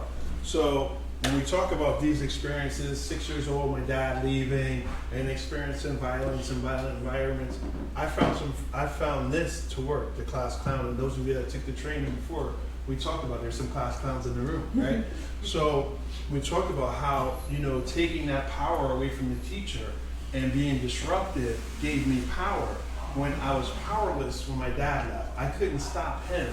But I found at an early age how powerful it was to take the attention away from the teacher, right? And then I found other ways. And so we always talk about people will find power. They'll take it negative attention or positive. We'll take it however we can get it, right? And for me, it was that there, and the social and all of that other stuff just became part of the journey, like within the street for me, right? Like just trying to adapt to these, being this drug dealer, which I totally wasn't, but I really wanted to be, and I tried to fit this mold, and I got to wear these masks, and I got to do all these things in this world, when it really, this is the foundation. This was the foundation for all the other stuff, Because it starts here. It's hard to learn. You develop some social coping mechanisms that can put you at risk. So it starts right here. For those of you who are interested in the influence of DNA, you can carry DNA to be vulnerable to addiction, but it doesn't need to be expressed. What expresses the DNA is the higher stress levels you have. So the more stress you have, the more epigenetic involvement. So if I carry the DNA, which I do, and I have more trauma, I'm going to be much more likely to have that genetic material expressed versus in my family, what I'm hoping for is to change, even though our DNA hasn't changed, is change how we raise children in our family so that they're less vulnerable. And then it gets passed along. So also all of us would like our children and the people who come after us to have a better shot. So this is where the intervention people are very helpful, is that if you can intervene here, you can help somebody parent better, this doesn't have to happen. And that's this next slide you might want to stay for. So what was missing in the ACE, what has been missing a lot in trauma, is to talk about historical trauma. So for people of color and for people who have huge histories of intergenerational trauma, and the what they call allostatic load that happens, which they mention here, which means that if I was raised by stressed out parents, and I'm stressed out, and I have stressed out grandparents, my system is revving and working very differently than someone who grew up with a calm parent, which means I'm going to have higher blood pressure, which means I'm going to be prone to diabetes, which is going to change my wiring in my system. So we have race here added to the ACE triangle. I think you've been teaching Right. this. Yeah, we've been talking about and how important this is, because a lot of times we, you know, and I'll start from here, is a lot of times when I'm doing like race and equity and inclusion work, a lot of times people will say, well, why are we talking about race? Why are we talking about slavery? That happened so many years ago and so on. But one of the things that people miss is that there's never been an opportunity for us to heal, right? There's never been a place to heal, whether it be black people, white people, what have you. We haven't healed. So this is always going to be affecting, right? How do we help with the trauma? Like, I'm in a different place now from my trauma in the past because I had an opportunity to heal. But slavery, we never had that opportunity to heal, so it's always going to be an effect, right? So the country, and I say us, I'm saying the country has not had an opportunity to heal. And until we move into a place of healing and addressing these issues, we will always be struggling from this area where slavery and racism and all these things plague our country, because there's never been that space of healing. Right? It hasn't stopped. Yeah. It's ongoing. Right, and that's what happens when trauma's not addressed, right? We keep finding it and keep readdressing it, right? So, and this is something that, and so the other piece that I'll add really quickly is that when we see things like George Floyd, re-traumatizing. Every time I see, I'm also a survivor of police brutality, so I've been assaulted by the police, right, on more than one occasion. So when I see George Floyd on the ground, I see myself. If I see someone, so that's traumatizing. So when we joke about being lost, I'm legitimately scared at certain times in certain places, because that's legit. Because if I get pulled over in Vermont, I don't really know. I don't know what's gonna happen. I don't know in my own community what's gonna happen. So in a strange community, yes, I'm definitely scared, because I know racism is real, right? So this is a real thing. So racial trauma is real. So like, yeah, we can joke about it, and you know, I'm in a good place. You know, I'm all right. So I'm in the car. I'm a pretty big guy. I know a few people. I know Susan. You know, so I can make a call, right? But to understand that this is real, and it's real for other people too, right? So people that might not be as articulate, right? So one of the things that we talk about in this area is like, you celebrate, like I have a son who just he's 18 now. So he started to drive. That's an area where most families celebrate. Well, I'm nervous because that puts him in another realm of situation where he could actually lose his life.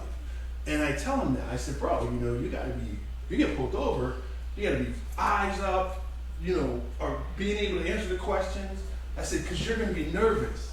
And nervous it could be a trigger for the police, because they think you're hiding something, and you're nervous because you're pulled over. You're nervous because I'm gonna kick your butt because you got pulled over. So all these things are going on while the police are thinking that you're trying to hide something, and that could be a very dangerous situation for you. So we need to be able to understand that this piece here is real. And then when you start to understand that, and you're starting to teach people that, especially as like we talk about social workers, right? Oh, we don't start. Right? We want to educate them to understand that this is real, and that we need to be teaching people, law enforcement, and everyone how to deal with this and be able to speak to this, so people can start to heal. Did a good job. I'm trying to get Daryl not to bash social workers for. I only said it one time. So, I was in a trauma training last week with in Canada, and for those of you who are following what's going on with Canada and First Nation folks, how they're finding all these bodies of these buried children that were taken away from them. You know, the training was intense. It was super intense. Everybody came in triggered, and the main trainer's like, I don't know why everybody's so triggered. I go, look at the news. You know, they're trying to uncover the bodies, but you uncover the bodies, you have to have all the feelings and all the stuff that keeps coming up until you deal with it. You can't move on until the country deals with it. We're doing that here in the U.S. Well, we're not dealing with it well, but we should be dealing with it, and it's the same in other countries. So this is a good slide to end before we eat. So do you think the breakfast is ready? Because I want to make sure I break. Yeah, okay. So the roots of addiction are more than what you would think, right? We talked about adverse childhood experiences, but we also talked about addiction trauma.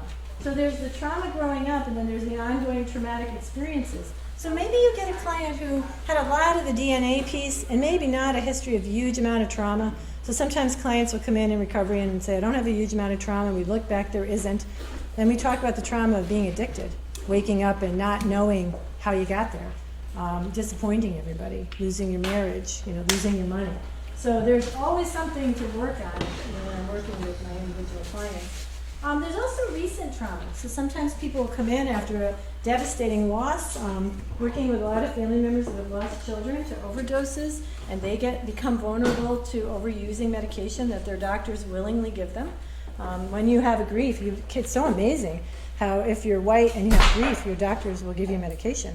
It's like, I have it all over my chart. Please don't offer me addicted meds, but it doesn't matter because I'm a professional.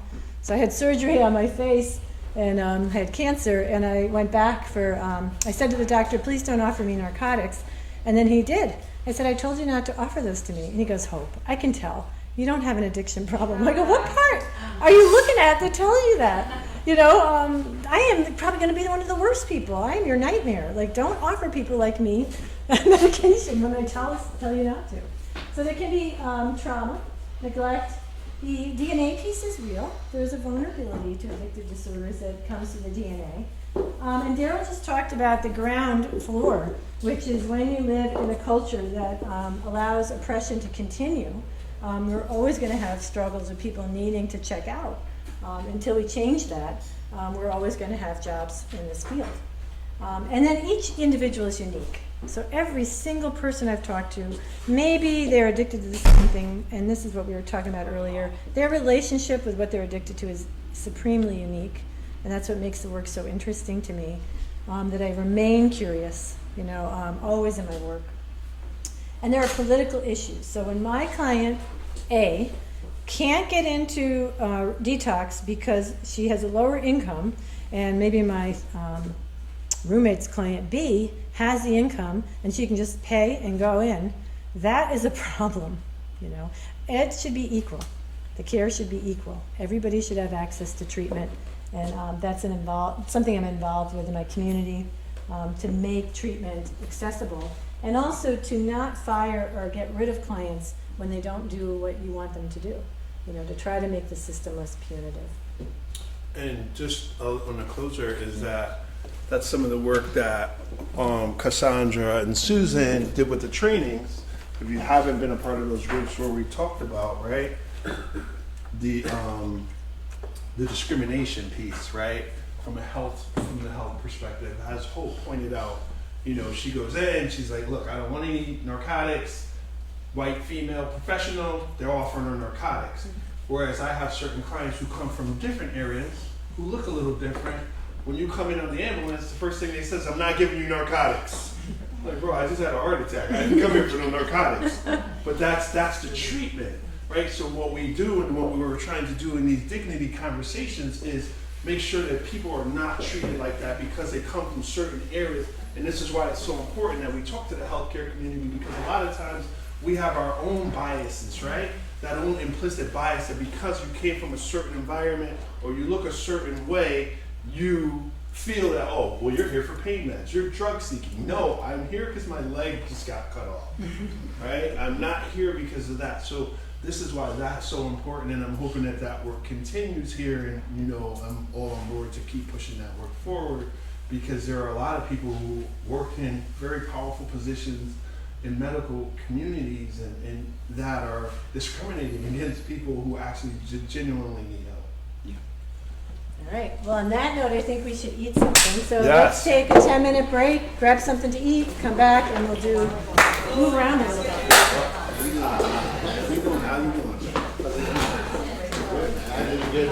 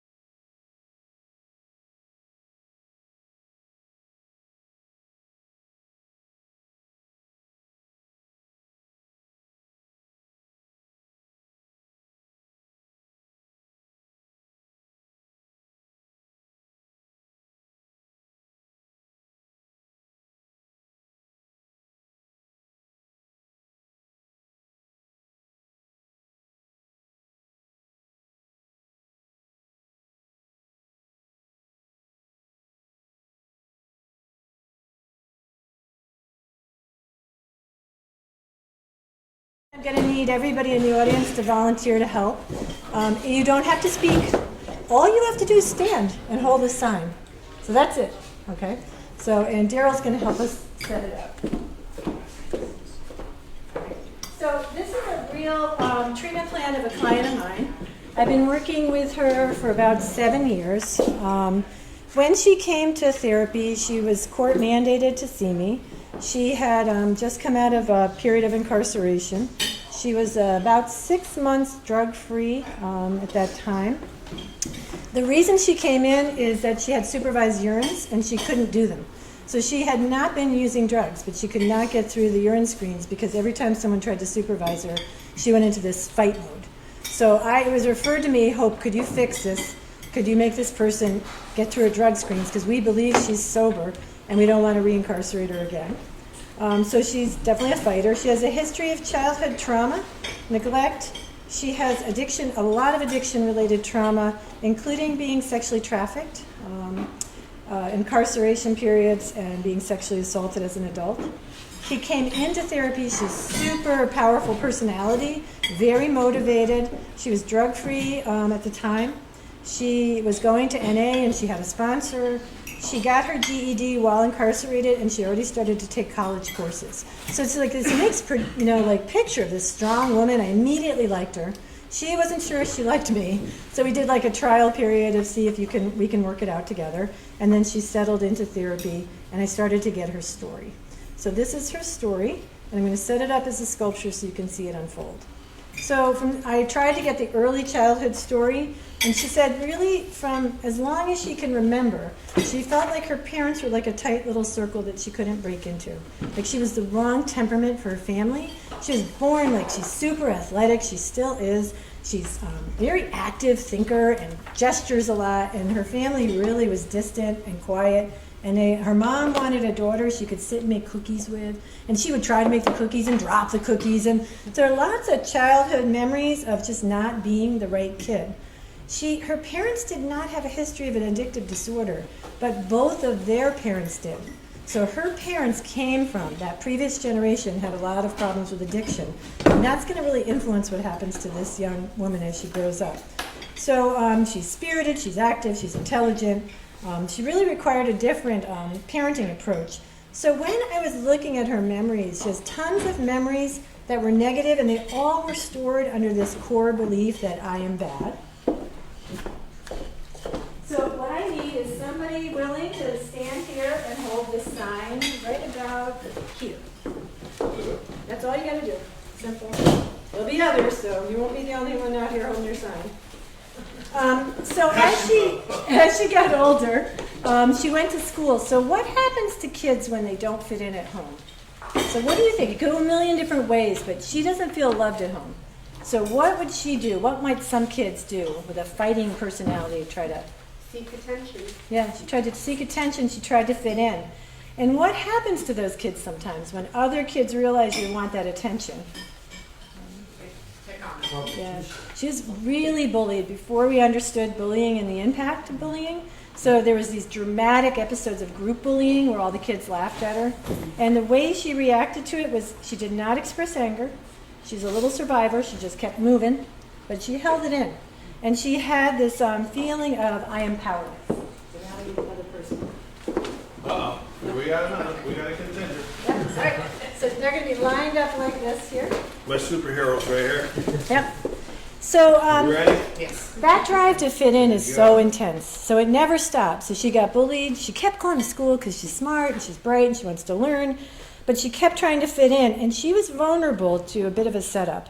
So she said there were these like powerful boys from a powerful family. And they invited her to a party. And she said yes. And she was sexually assaulted at the party in a bathroom. So now remember, she can't do a supervised urine, okay? So she was assaulted. So an assault is one thing, but when she went home and told her parents, because her parents are already kind of sick of her, they think she's too much, they didn't believe her. They said, those boys would never do that. You're just trying to get attention. So the negative thought she had about herself was, I am worthless. So we need to make that hold that sign up. Don't worry, it's going to redeem. You're going to have a better sign later. So this is when her drinking starts. So when we go back, There was no substance use up to now. At this point, she's done. My parents don't have my back. Nobody believes me. And now I have all this trauma. And I have to go to school with these powerful boys, and nobody's punishing them. So she started to, first with alcohol, then with marijuana, then with anything she could get. Her parents got scared because of their own history, right? So they sent her to, and thank God we don't have this anymore, but are you familiar with hard concept treatment? Synanon.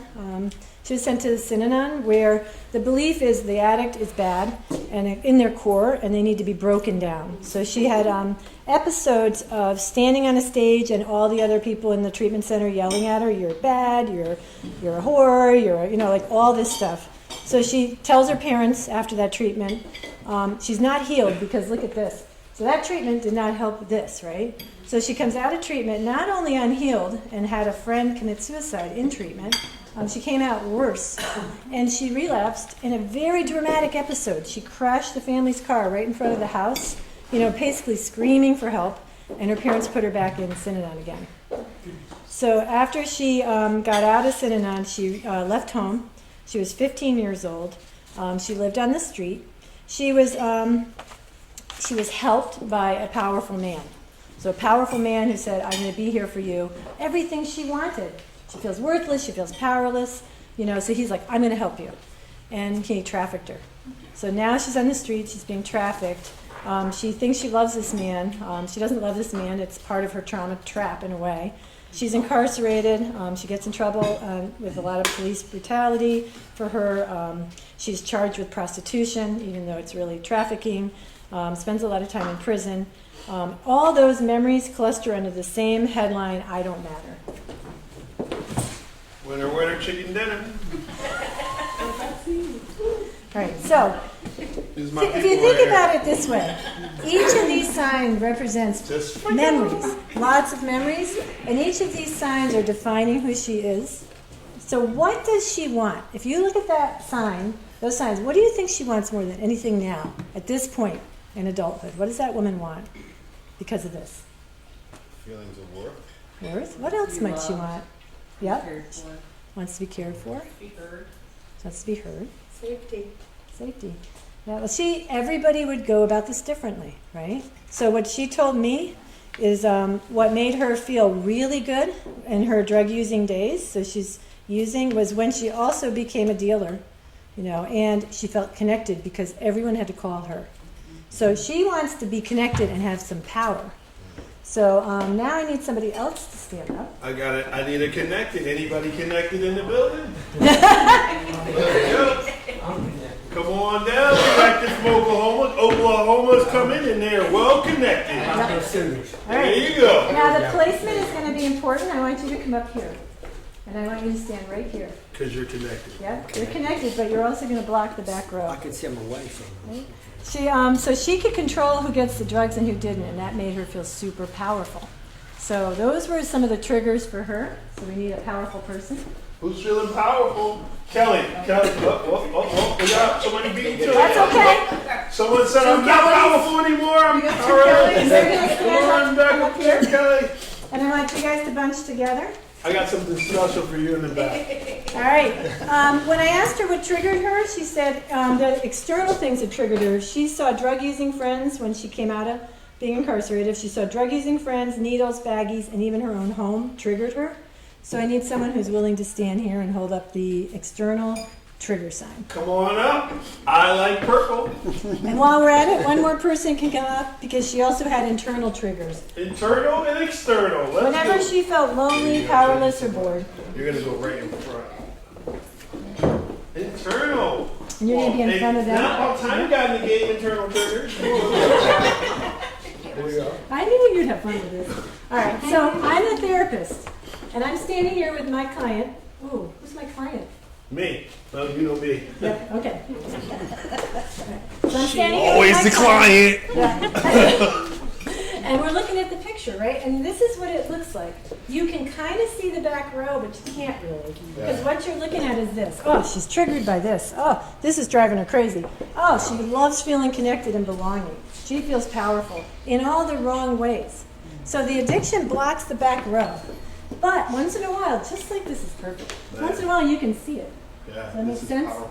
Yeah. Reggie, you getting a good shot of that? We want to be able to share that. This Yeah. is so wow. Yeah, so but here, if I'm the therapist who does this, right, I'm missing the story here, right? But once in a while, when things heat up, it's like the sign pops up and I get a glimpse and then it goes down again.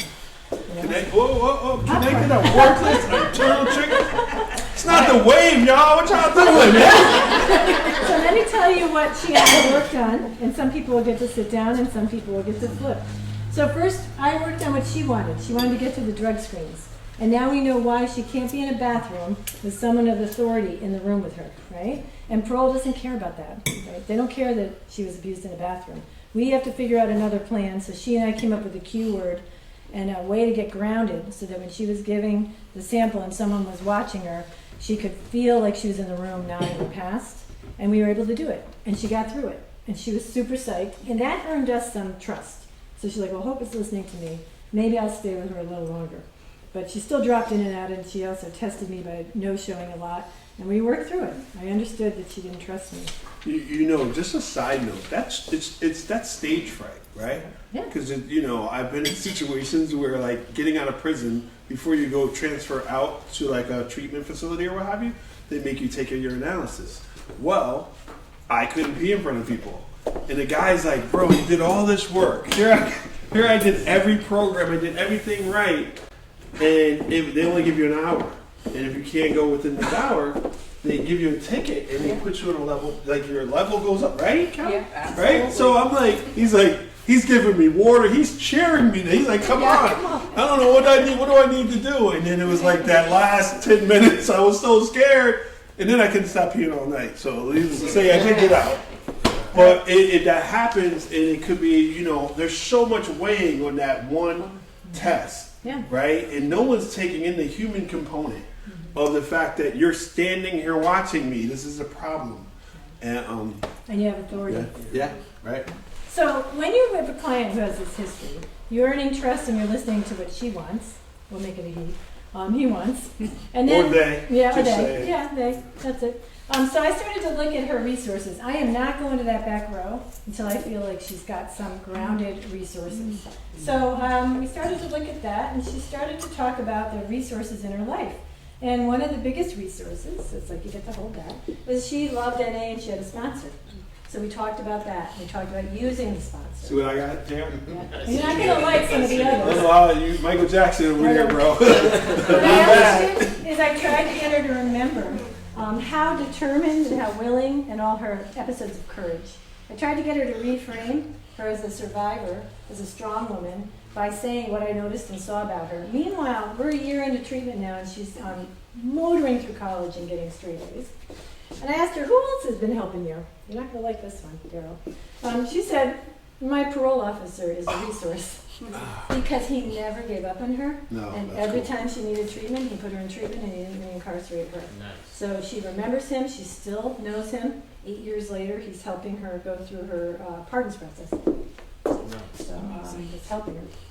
Right, so now she's resourced. Now we can look at this. So the first thing we did in treatment is we addressed her triggers. We went right to the front row. And we worked on strategies. I use EMDR for this, but you can use other therapies of how to manage when you see you're using friends that you used to use with, how to manage seeing needles and baggies, how to avoid certain things, how to manage your loneliness. And then we were eventually able to work through those triggers. And she was maintaining now longer term sobriety. Year and a half is we're here. And still earning trust, because she's still trying to trust me. So you get to put your things back and sit down. So we worked through those. Then we started to work on these, and in my world we call them maladaptive positives. They're positive feeling states, dopamine rushes that are not connected to the right thing. So we started to work on all of the ways she feels connected now, and helping her connect now in power, not connect in a way that puts her at risk for reincarceration. And she was able to feel connected in a way that was healthy and not so dysfunctional for her. Same with a sense of power. Now she's in the front row in graduate school by the time we're here, and she is like nailing the professor and asking lots of questions and talking about different things and doing very, very well in school. So she got a sense of power and connection, and you guys get to sit down. After she was able to get power and connection in a way that was healthy, we started to do EMDR, but this could be done in any therapy, on those childhood memories. So the first one that she was willing to work on was not feeling loved by her parents. So in EMDR, we pick memories and we work on them. We pick the worst memory, a memory of her mom just really not being there for her. At the end of it, she remembered who she really was, that she was a smart, good kid, that she kept trying, going to school, that it was just a bad fit, and she still loves her parents and has a nice relationship with them, and she was able to flip that around and endorse the positive thought about herself, I am good. So now we're rebuilding the house. This is the foundation of the house. Fancy, I didn't know we had that, huh? Yeah, I told you you'd like this. High-tech tricks, man, I told you. Yeah, That's extra, Cassandra. We didn't tell you it was going to come through. You got extra stuff. The next thing we worked on was being bullied. Now, keep in mind, she gets to pick what we work on, and she's purposely picking things that are less triggering for her. So we picked on bullying memories. We picked the worst one, a group bullying thing where she opened her locker, all the kids were laughing at her.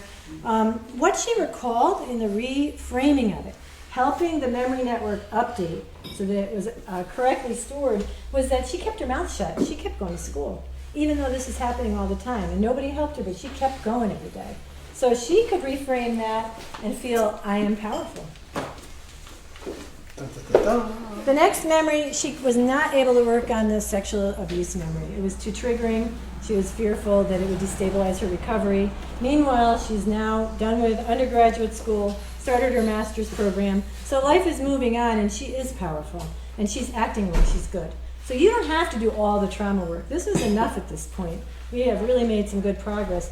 But because I do long-term therapy and she was willing to stay, we worked on the drug-related traumas, clusters of bad experiences with police officers.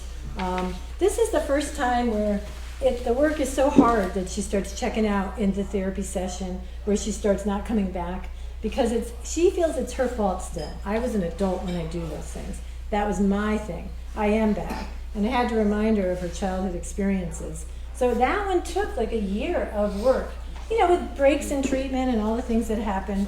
But she was able to endorse the positive cognition. Which one is this?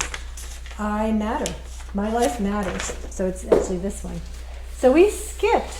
So she starts acting like this. So when you work with a person to recover, they start acting that way. So she is like taking big steps. She's in our field, helping other women who have been incarcerated. And she's not going to work on the sexual abuse, she says. It's not something she wants to work on. And I was very happy until the women who were incarcerated start telling their stories about being sexually trafficked. And it wasn't so much for her, it was for the love of them. She could not stay in the group and talk to these women. And they really wanted to go deep, like you said. And she couldn't do it unless she worked on it herself. So we started to work on the sexual assault. Until she was able to really work through it, to see the assault itself, what a setup it was, why she was vulnerable to it, and love herself for doing this, and then also how the invalidating response from her parents affected her, to realize her parents were so fearful because of her active addiction. They were doing all these things that weren't really helpful, and she was able to endorse the positive cognition, I am worthy. So I was worried about you, Worthy. yeah. I was a little worried. She's done with her graduate work now. We're still in therapy. We're kind of finishing up her therapy work. She's working in the field, helping other women who have the same kind of histories that she has. Once in a while, the trauma still comes up because you can't get everything. And when it does, we use EMDR to address it. We talk through it. Her ultimate goal was that she wanted to have a life worth staying sober for. And she has that life, and she's literally helping hundreds of other women now. So if you think that you're not doing enough in your work, remember that every person you help, then everything ripples out. Maybe they work in our field, but maybe they're just a better parent, a better neighbor, a better person that you interact with. But what I wanted to show you is how complicated it can look, how that back row can be so hidden from you that you have to work your way through and help people in recovery before you can get back here. And how connected this is to why people do what they do. Does that make sense? Mm-hmm. Yeah, awesome. Thank you. Thank you. Nice job. So hopefully that, for some people, I don't learn by lecture I learned by seeing.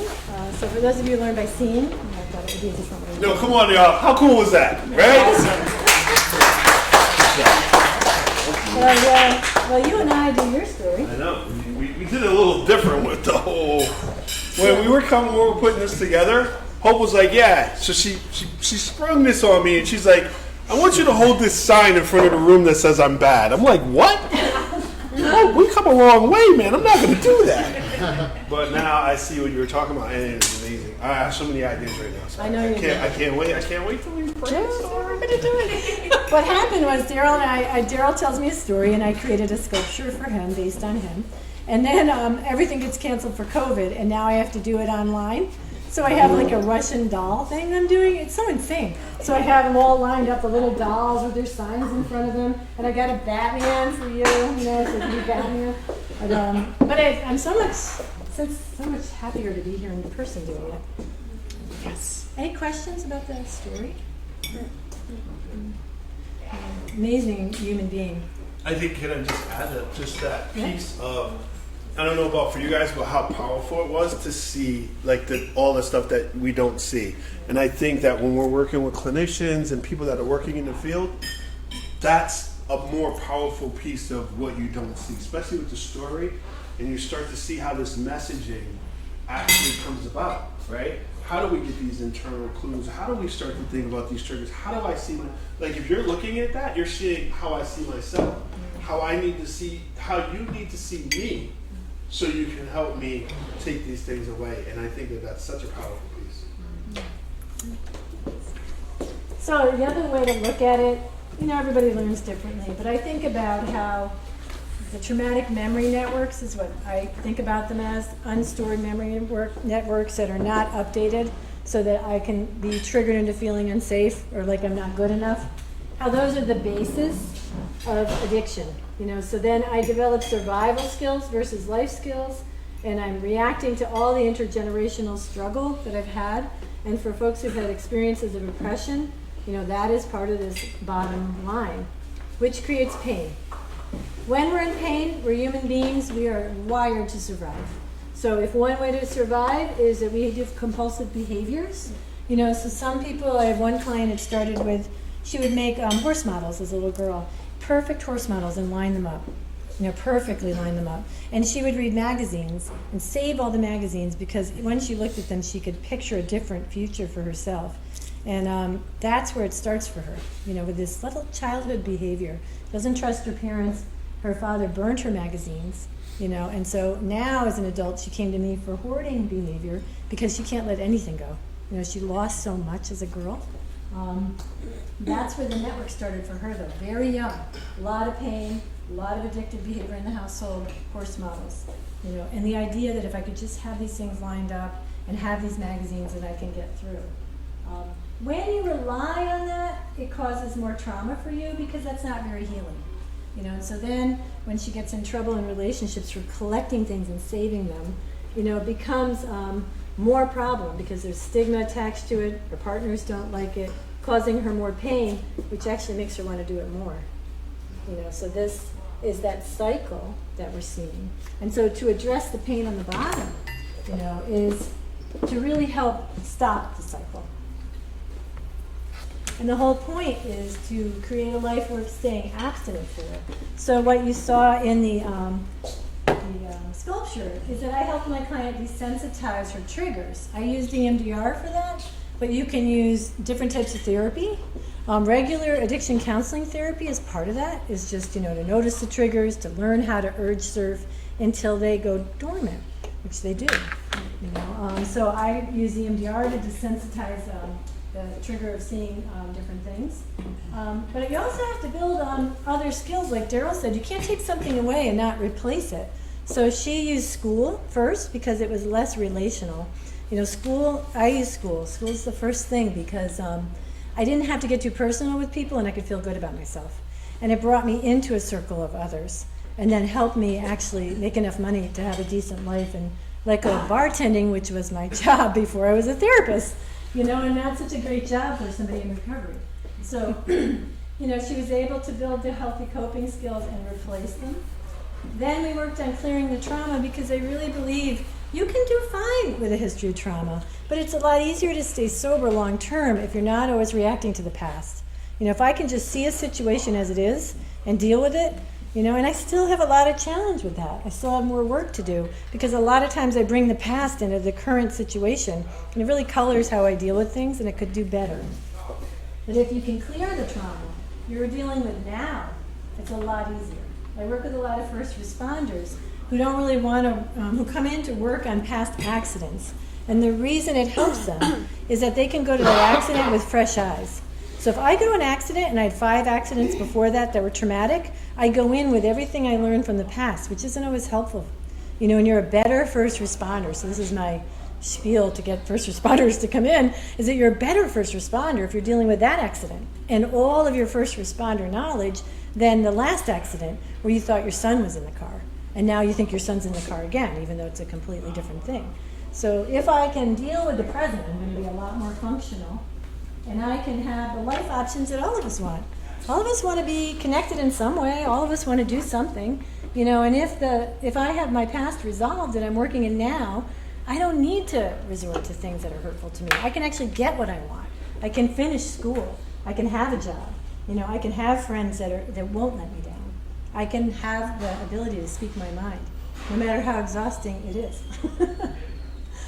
So one of the things that I think about when I'm thinking about trauma-informed care is how in the field, this is changing.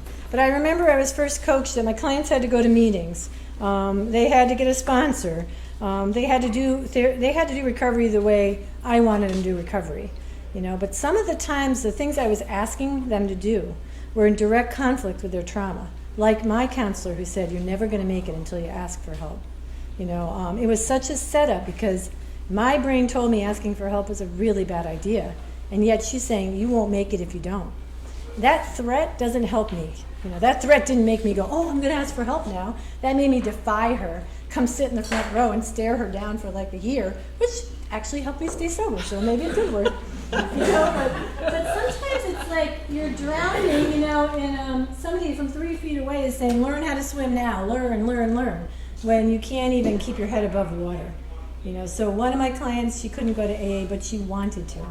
And we found out that when she was a kid, her dad went to AA, come home from meetings, and he would hurt everyone in the family. So in her brain, pain and AA are linked. We worked on the past. She was able to see they shouldn't be linked. She was able to go to AA. But I didn't say, if you don't go to AA, you're never going to make it. I asked her, what do you want to do? I want to go to AA. Why won't you go? All right, let's craft a plan. We worked on a plan. She goes to AA now. You know, some people will never want to do that, but it's what they want. And me trying to hear what they're saying and why my intervention might not be very trauma-informed. Trauma-informed approach is to really ask the client and to really work with the client. And even work with resistance. I tell my clients, you're not going to like this, okay? The first time you ask for help is going to be really hard. But let's pick an easy person. Let's role play it. Let's work on your trauma that makes it hard for you to ask for help. And there will be resistance because the old brain networks are in place, but you'll create a new neural pathway. So every time we do something a certain way, I get up, I brush my teeth, I do it this way. I don't think about brushing my teeth, right? I just put the toothpaste on, I brush my teeth. It's a groove superhighway neural pathway. This is how I brush my teeth. This is how, when I get angry, I deal with my anger. You know, so we're actually carving new neural pathways every time you think, when I get angry, Hope says I should practice this. That's a really dumb idea, but I'm going to try it, and the new pathway starts. So I tell them it's like carving a new trail. You have to actually clear the trees, but once you do it a few times, it becomes easy, and the old neural pathway, the trees grow in, so you no longer feel so vulnerable. So that's the main changes that can happen in recovery. So to me, when I think about treatment, I think about ambivalence being normal. Of course that works. Of course you don't want to do something new. I work with my clients on their own life goals. Many of you, I think I heard people getting motivational interviewing training here. And I work with their goals and values. And to me, the most important thing that I can offer my client is my relationship with my client. So the woman with the sculpture, she stood me up a lot. She challenged me in so many ways. She dropped out of treatment, and I always held a space for her because I knew how much she had been hurt and that it wouldn't be helpful for me to get hard on her. She already had that, and so I tried to, within reason. At some point I said, listen, you can't keep standing me up at 6 o'clock. I wake up at 4 in the morning. Like 6 o'clock's a tough time to do therapy. When you not come in, half of me is grateful, and the other half of me is pissed, and we need to work it out. And she's like, yeah, I get it. So we have this like flexible cancel policy. But I tried to be very real and direct. So I didn't say, oh, it's okay, because that's not realistic. People get mad. I said, you're starting to make me mad. Let's work it out together. And I mimicked what she didn't get growing up, and she would move faster through therapy because of it. And I think of resistance as a trauma symptom. I don't think of it as anything other than that. When somebody resists making a move that could make their life better, I want to know, where did you learn that this step is a bad idea? And that has changed my career. I'm not burnt out anymore because I don't think anybody's resisting anything, and I don't actually think I'm right about anything, so therefore there's nothing to fight about. You just tell me, we'll be curious, and we'll come up with your treatment plan. And we can scrap it and rewrite it. I really don't care. And one thing I've told my clients is, if you want to get sober, come every week. No matter what you do, if you come every week, it's going to work.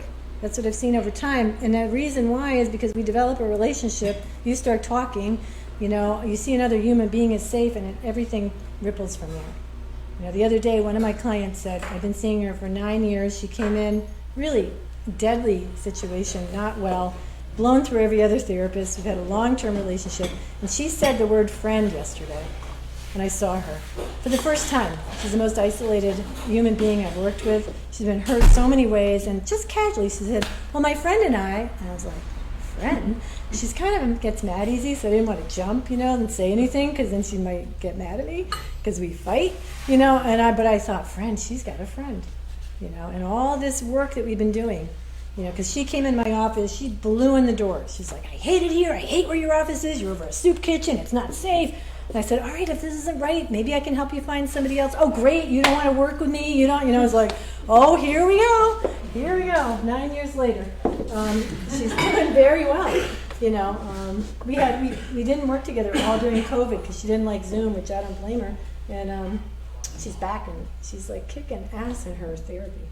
So I'm so happy. I let her bring her dogs in, so my office is like total dog chaos. 2 dogs running around. I don't let any of the other therapists come in.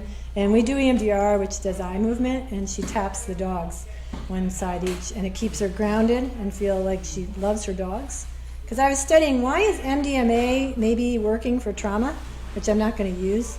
But the reason I think it might be working is that it has oxytocin in it, and it has love, a feeling of love and connection.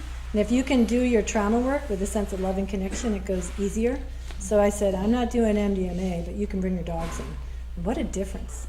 The dogs she feels safe and grounded, and I do a lot more vacuuming.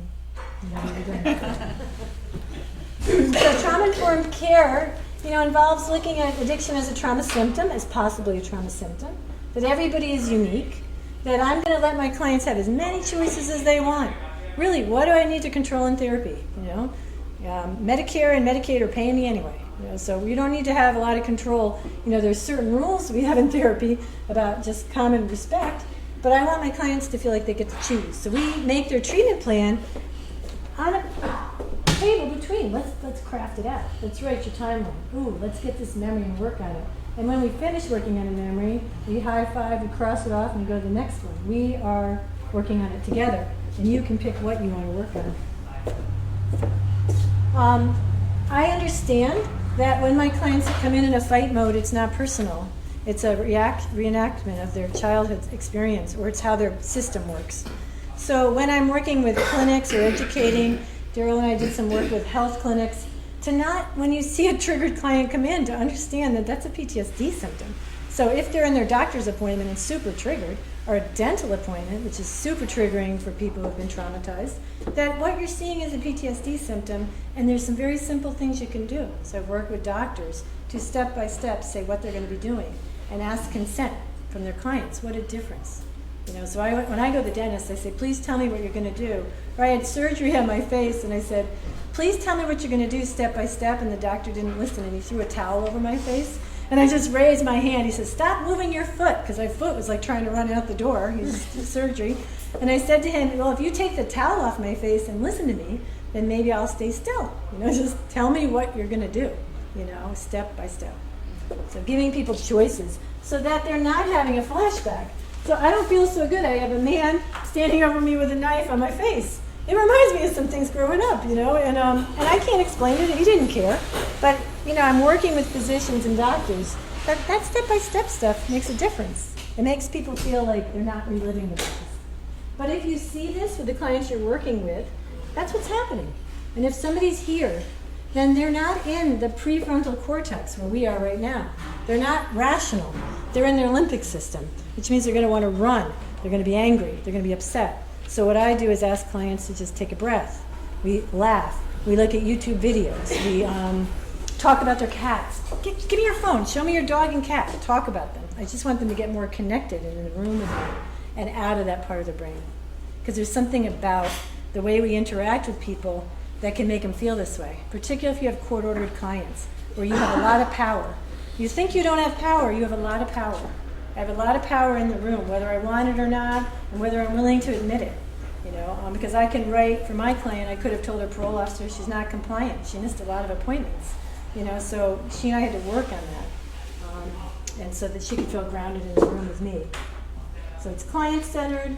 I do every option that the client wants, including harm reduction, safety planning. But staying connected to my client is more important than any modality. So I like EMDR therapy, but I don't really care. I want my client to be alive. So I will do harm reduction, work with them, help them get into treatment. Some people want to work on underlying issues and some don't. It used to be in our field that we never worked on the underlying issues until the client was sober for a year. But I see people not able to get sober for a year if they don't. So I started out in homeless outreach, and my clients, it couldn't get any worse, right? Their life couldn't be any worse.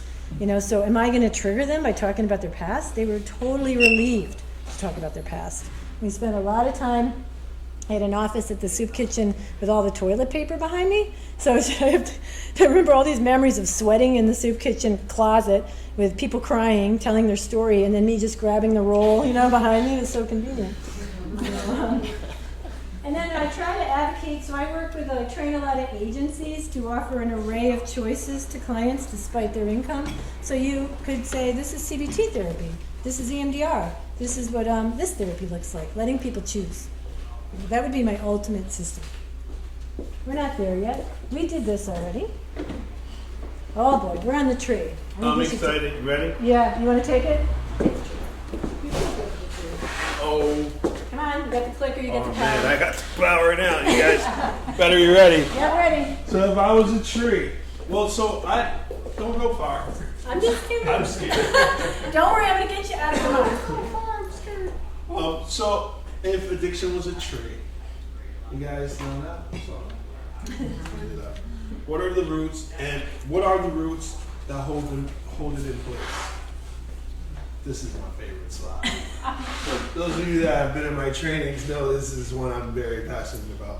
So when I always talk about agencies, and we do this, so when you saw the tree and the roots, right? And we talk about a lot of times when you're working with organizations, you're working with people, what we hear so much, or what I see a lot of, is they're all willing to work on the drugs, the alcohol, and the behavioral addictions, right? Easy. We're gonna send you to NA. We're gonna hook you up with AA. We're gonna get you a therapist or a social worker. We're gonna connect you, right? We're gonna connect you to services.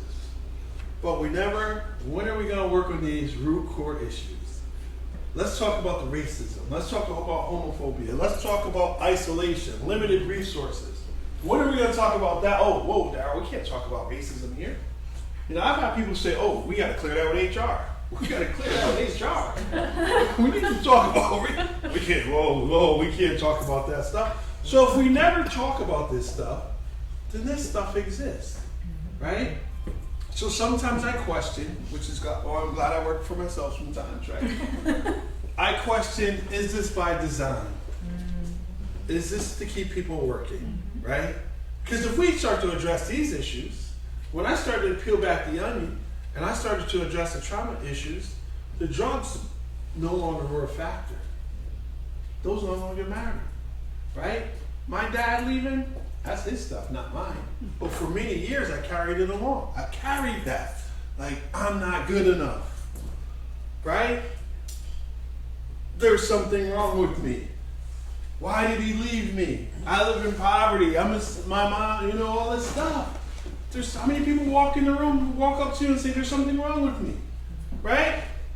I'm beyond powerlessness, right? My dad leaving, I couldn't stop him. I wanted to grab his leg and stop him from leaving, and I couldn't, right? I'm beyond powerlessness, right? I'm alone. There's so many of these feelings that I felt, and sometimes still do, right? Sometimes I still feel these. I'm never safe. I'm disposable. Like some of the clients that Hope was just talking about, right? They have these feelings. Well, when we talk about this, these are root core issues, right? These are core. This is here. This isn't here. This isn't there, right? It's supposed to be like, right? But so I can't say enough about this particular slide in this because I believe in the ripple effect, right? If we tell you, you'll tell somebody else, and then they keep rippling out, and you'll start to look at things differently when you work with somebody. I don't care what level you work with them at. We understand that there are core issues that we need to work on, and when that person is ready or what have you, we understand that it's some underlying stuff. We just saw the display of people, right? There was so much before all the blue signs, all the trauma, right? There was so much before that. So I want us to look at that because if you see intergenerational, historical, isolation, oppression, limited resources, being poor, right? I work with some social workers, right, that were teachers that work in the school system, and they'll say, well, Johnny is falling asleep in class. He's not paying attention, right? He's disruptive. And I said, well, do you know Johnny might have been up all night protecting his sister from being raped?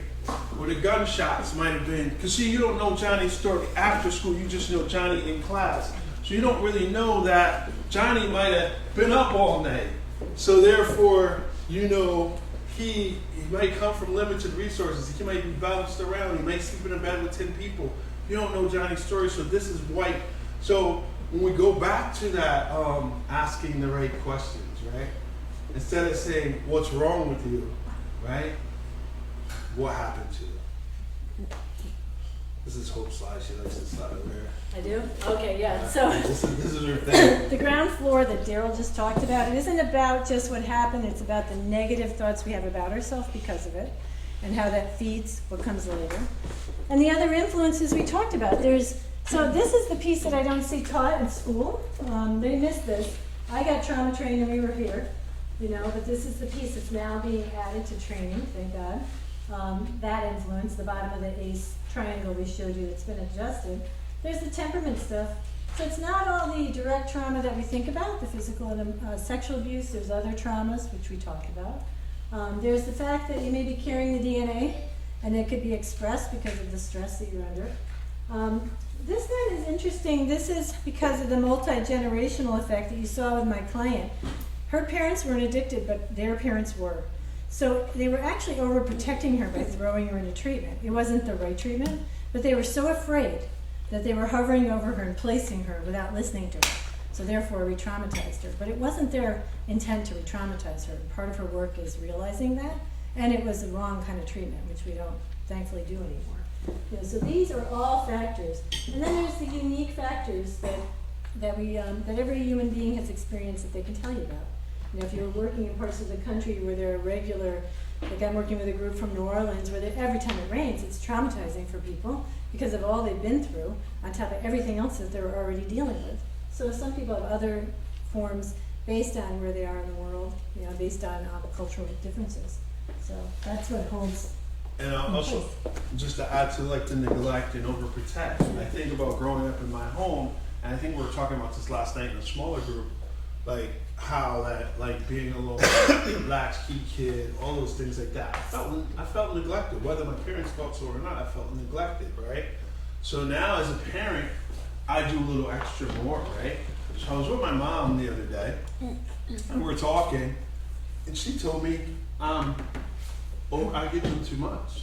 I'm doing too much. I don't know if you guys ever experienced your parents be like, oh, I would never do that. I'm like, yeah, we know. No secret there, lady. We know you wouldn't do that. But so sometimes it may appear to be overprotected, or we're trying to compensate for things that we have lost or didn't have. But then is that, could that be too much? I remember a conversation that Cassandra and I had all the time, and one of the what really started our friendship was made me think of, I always talk about the people that are traumatized and all these things that are going on, right? And she said to me, what about the kid that has none of those things? What about the person that's not having all these life-changing issues? What experiences are they getting? What are they like? So where's their stuff at, right? So when they get thrown into the world, they didn't have those. Like I'm a survivor, right? Because I've experienced a lot. But what about the kid that life was just cool? I had my parents, I had money, we had resources, we had all these things, and then boom, you get out into life. Now life happens. Are you prepared? Right? So in some respects, we're almost like, we need to worry about, I was like, whoa! Like my head literally pow! Because here's a whole group of people that are in colleges right now, and you wonder why they have mental health challenges and why they freak out, why suicide and all this stuff, because they've been put on this track. Life has been, for what some of us would say, good. There's no reason for them to crash and burn, and they do. They do. So. Oh yeah, that's me. Yeah. So what? So the ground is all the things we just talked about. But what holds a tree in place? I see what you're doing here. So what holds a tree in place? You guys don't know. I'm just making it work. Avoiding the trauma. Also, these maladaptive positive states, those are what you saw in the sculpture when someone gets a sense of power and connection in a way that's not healthy. So it looks positive, but it's not. It's not life affirming. And the triggers and urges. So the ground floor is the trauma. The tree of addiction is held in place by these things. So in treatment, we're addressing these things, and eventually we're also dealing with the others. The top of the tree is where a lot of the attention is, but the top of the tree has consequences too. So all of the addictive things that we do can make us feel bad about ourselves. So when you're deciding where should I intervene in the trauma work, and the ground floor seems a little too intense, sometimes I start here. Just helping to validate people in their recovery, helping them notice in recovery they don't do the same things that they were doing before, helping to see that their addiction is a reflection of their pain, and their recovery will allow them to be different. Unaddressed trauma, we know about, right? The fallout is pretty significant in our culture. It's so significant, it should be one of the, treatment should be funded more robustly than it is because of what it does. So everybody wants the next generation to have a better life. My family, I hope what I learn is going to help my brother's children who I've helped to raise, other people in my family. I want them to have a different life than I had, even though I have an awesome life, but I don't want them to go through some of the things to get the awesome life. But what if we flipped it around instead? What if we looked at recovery and see what is the basis of recovery? How would we define it? It's about what you saw in the sculpture. It isn't taking away the bad past. Like Daryl was saying, there's some skills that we bring into the world because of our past. I'm pretty hardy. I can roll with things. If there's an emergency right now, I'm going to be able to deal with the emergency. Daryl's going to be able to deal with the emergency. Probably everybody here is going to be able to deal with the emergency, because we have some history. But it's about to go back and look at your history and not let it define you anymore. Define you differently. I have the power to change. I can't change what happened to my grandparents. I can't change how my parents handled life, but I can change, and I can help other people change. I grew up with limited resources, and I learned not to ask for help, but it's different now. And I can update my brain to not live in that state of deprivation, and I can feel safe. So good trauma works helps people reframe even when things are ongoing, like racism and poverty, and some of these things are ongoing, if I'm dealing it with now, it's a lot easier than if I'm dragging my past into it also. You know, so that's the basis of recovery, is helping our clients, helping us all feel this way at our base, so that we realize our temperament, there was nothing wrong with us. That's the way we were. That's the way I was born. That's the way you were born. There should be a place in the world for us, despite our differences. I'm not my DNA. I remember thinking, I don't know how I'm ever going to dodge this thing. It just seems inevitable. But there are ways to recover, you know, and help the children in my family deal with life differently. I can resolve things. And this is the one Daryl and I will both give you an example of. When you work with people who are healing, you're going to find, you know, that well I talked about of those good experiences? So you're going to find within each person they're there. The problem is the trauma buries them. So as they start to get better, you know, I start to wonder, how did I know to go to school? Nobody in my family did. How did I make the choices I made? And one of the examples I'll give is my guidance counselor in high school. So my family, if you get out of high school, that was very good. You know, there was no expectation you would go past that. But I had to meet with the guidance counselor to talk about college, even though I wasn't planning to go to college, you know. And he said to me, Hope, what college are you going to go to? Now, he didn't say, are you going? He said, what? What that told me is that that man thought I could go to college. And I had never thought of myself that way. So then I hustled. I looked around. I'm like, oh, I'm going to go to UConn. That was Central. And then I see a pamphlet for a private college, and I can go to Susquehanna University. Then I got to apply because now I've said I do it. I got a full scholarship to Susquehanna University. I didn't even know where it was at the time, right? I got a scholarship, and because this man saw me that way. So now when my brother's daughter says to me, I don't know what I want to do, I think maybe I want to teach yoga, I say to her, you know what, you're great with money, you're a good little business person, I think you should own the studio. And she kind of, really? I said, yeah, I think you got the skill, I think you should own the studio. I mean, you can be a yoga instructor, then she became an electrician, and now everything is different. But, but I saw her that way because I remember what that man did for me. So that was enough to change my life. So if you think you can't matter, if you think what you're doing isn't enough, sometimes, you know, I don't remember this man's name. I can't even thank him, right? He changed my life because college opened up doors for me, and it also got me out of home and gave me a place to go. And I met new people in a new community, you know. So you'll see that. And I know you have a hidden strength story. I don't know. You do. Your CO. Your CO. Oh, Mr. Oh, yeah. So, it's like, Coach been with so much, she knows my story. Yes, I do. We gotta stop hanging out. So Hope's reminding me of, I was thinking of a couple of different versions, because if we could go back to that one slide just really quickly. That's like, yep. What you see here in this recovery is power. You know, those of us that are in recovery, and everyone's in recovery from something, is power. I am powerful, right? I am these things, that all these things, right? Yes, racism exists, but I'm powerful because I can go to Vermont and do presentations and feel comfortable, feel like I'm at home with my people, right? Regardless of the fact, right? Racism doesn't stop me from traveling, right? Racism's not gonna hold me back.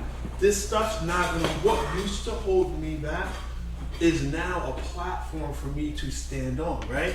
So that limited resources, I figure out ways to make money, right? If I want to change that. So through this, all these different things, I found power in order to elevate myself to a different place. So, you know, now I know that if I don't like the situation, because of the work that I've done, I've been able to start to work on changing some of these situations. And when I change some of these situations, I change things for other people as well. Not only do we help people outside, but like my son didn't grow up in the projects, right? So I remember one day we were together and I said to him, I said, bro, you know you never have to be a street dude? He's like, what do you mean that? I was like, you'll never have to know what the inside of the prison cell looks like. You'll never be on a street corner. You'll never do that. And he was like, okay, Dad, right? But that's real because, see, that was my reality. As for my daughters, right, they've always grown up in homes with 2 bathrooms, right?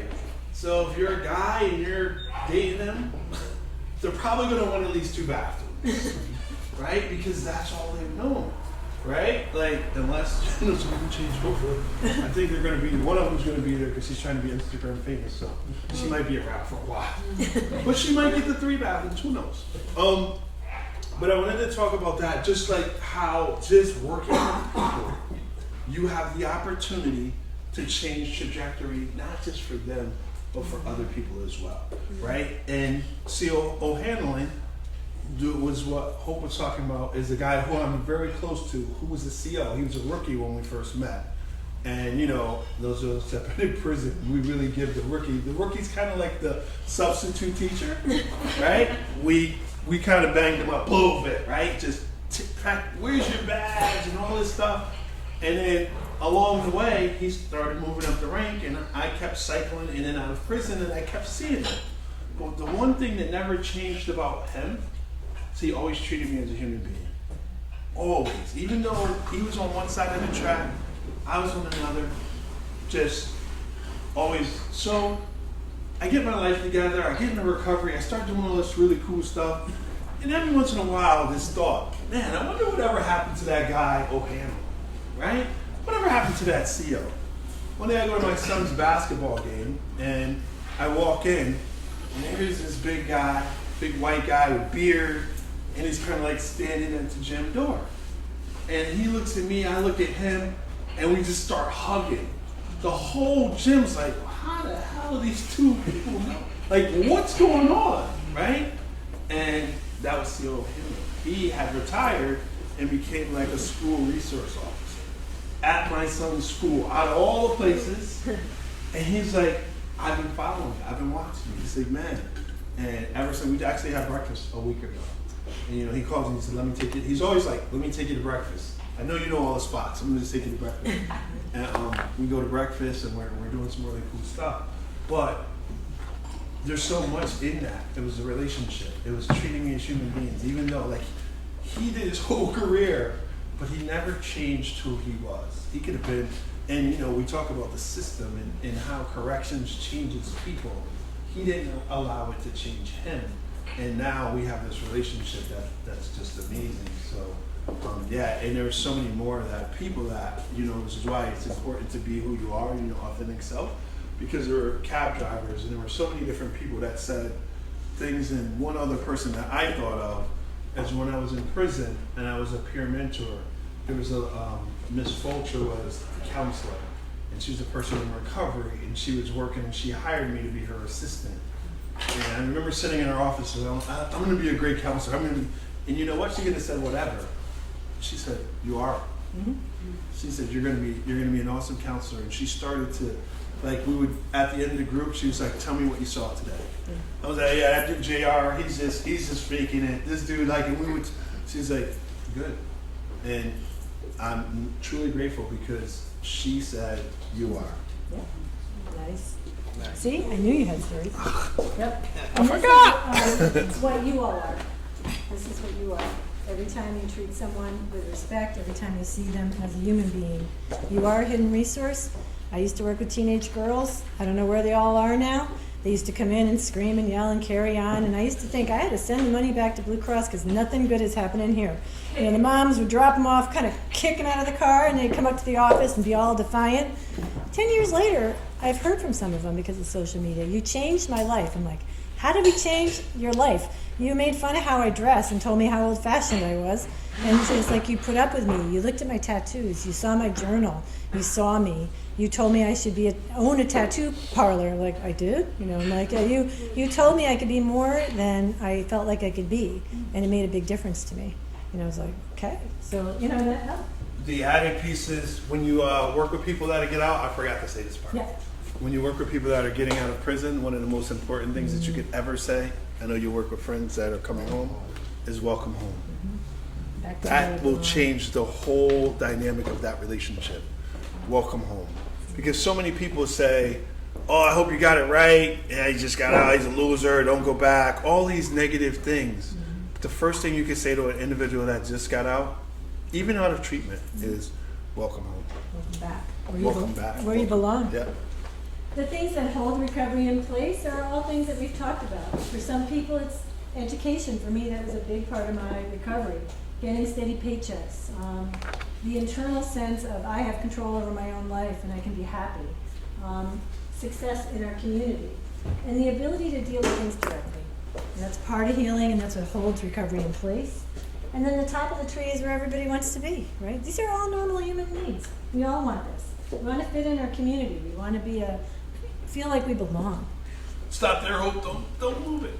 All right, watching the time. I just want you to go back to this because the reason why I want you to go back to this because this one is more important to me for coworkers. You work with people, you want this, but you don't want this for the people that you work with. And this is the goal that we should be really focusing on.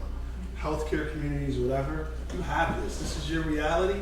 Why wouldn't we want others to have the same thing? Right? A lot of times we're just helping people survive, and I'm in the business of helping people thrive. Yep. Right? So, Hope's kicking me off the stage. I am. Bye. Because this is what we want to see in our community and other human beings.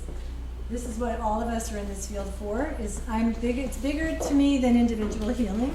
It's about community healing and about the ripples. Because I'm going to retire one day, and I want to feel like I help some people, but I also want it to feel like it's a wider spread than individual therapy. And I believe that it is. Because when you help someone, you change the ground. So the ground goes where there's hope, there's potential, and freedom. And the goal of helping people in recovery is not to help them develop into this big tree all by itself on a hill.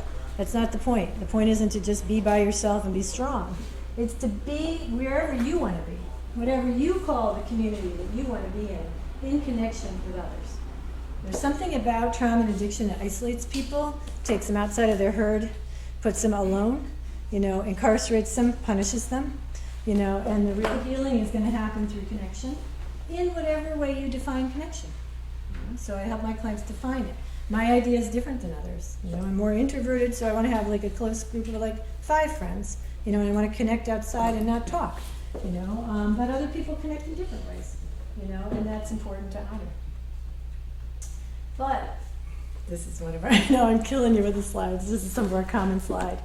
But it's bigger than individual work because as long as the system is corrupt, we will always be working, So part of my work is I work with my clients individually and I advocate in the systems that they fall into for change. And I'm involved with my local task force to make sure that the stuff that's driving all this is getting addressed. And I do these presentations because of that. And I do them for, this is a group that already knows this.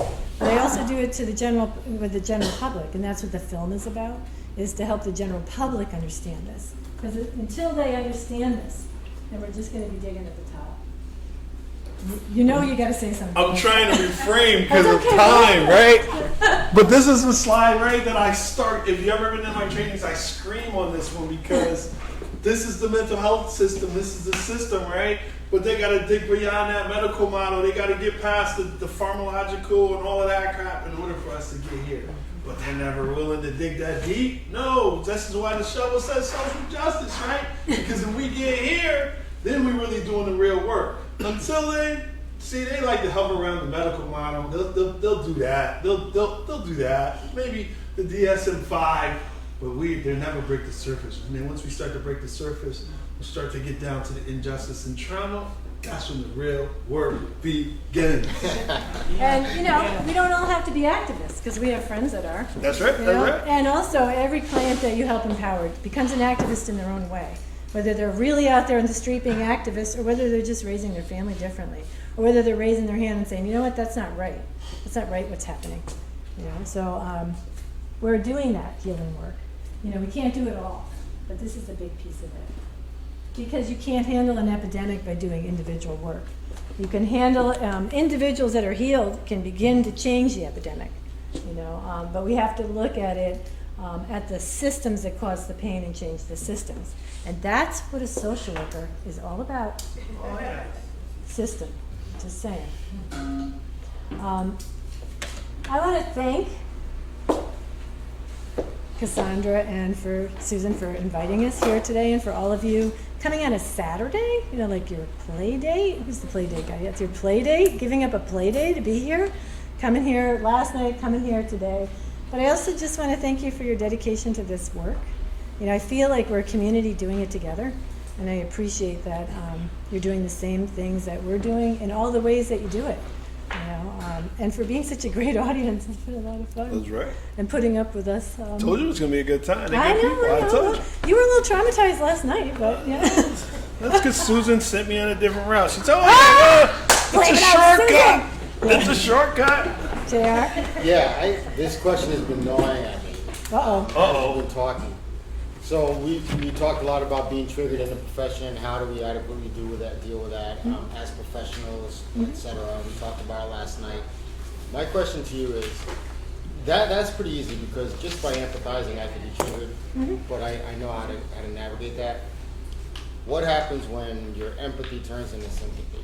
What happens when it goes their story is more horrible than your own, and you get caught up in the emotions of that.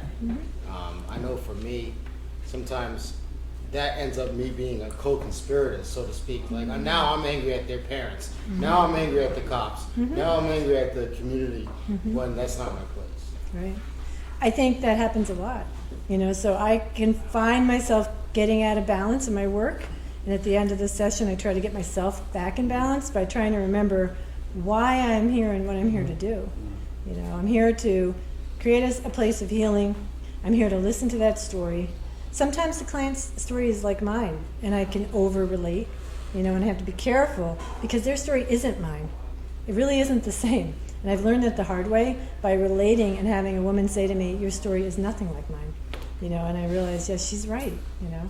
But I guess I went and got trauma treatment for myself because that was ultimately what helped me be less triggered, is that I could then see the client. And I also, in my own journey, really tapped into how hopeful I feel about what I've been able to do. So now when I sit with a client, I think, I could do that. And I've seen enough clients go through difficult times, they can do that. And this is my role. And I think about the hidden strengths that I don't have to do a lot. It takes a little. You know, so if you're triggered, you know, I ground myself between clients. I lay on the floor, I breathe, you know, I try to remember what's my job, you know, how can I be responsible? What am I responsible for? Because sometimes I want to save people, and you can't. And I've learned that the hard way. This is how my brother died, you know, is that he could not be saved. And I'm a social worker with all these skills, and I could not save my own brother. And boy, did that ground me. Did that wound me and hurt me? But it taught me a lot about what I am, what I can do. I can love someone to death and try so hard. And so I was humbled by it, you know, but I can help others. I can help his children. You know, so all I can say, I mean, that's a complicated question. But if I feel triggered in my work, you know, after work, I ground. I go for a walk. I take a lot of time off. I don't overwork. It's tempting in our field to work forever, and I don't, because I know I can only do so much and things start leaching. And I did a lot of, I was lucky enough to be able to access trauma therapy. It took years. You know, my insurance allowed it, my brother's insurance did not. And that was the barrier. If a client's story brings you to tears, do you let them fall? Yeah, yes. Do you excuse yourself? No. I just sit and cry because that's how I feel. But I don't then, I watch myself because I'm empathizing, but I don't put my story on it. You know, at least in my role, I don't. I just let them, you know, see that I'm upset. I have had clients say, your being upset was helpful, your being upset was not helpful. You know, and I've asked in the next session, I got upset last session, you know, did that affect our work? You know, because it's just me relating to you. Right. You know, I'm human. People need to see it. And I've also been bad-tempered, and I've also gotten controlling with my clients. I've told them what to do. You know, in the next session, I'm like, I'm sorry, I'm just so worried about you that I went there. And let's back up. Tell me what you want to do. Mm-hmm. So I think you can course correct. What we're modeling for people is real human behavior, is that we're not perfect and we're going to make mistakes. And then I'm going to own them, though. And that's what's different than what most people grew up with. I'm going to own my mistake. I'm going to say I came on too hard last time. I had one client, I tried to force her into treatment. She came back. She said, you're lucky I'm back. I said, I know, because I went too far last week. You tell me when you're ready, and I'm going to help you, and I'm backing off. And I'm here for you.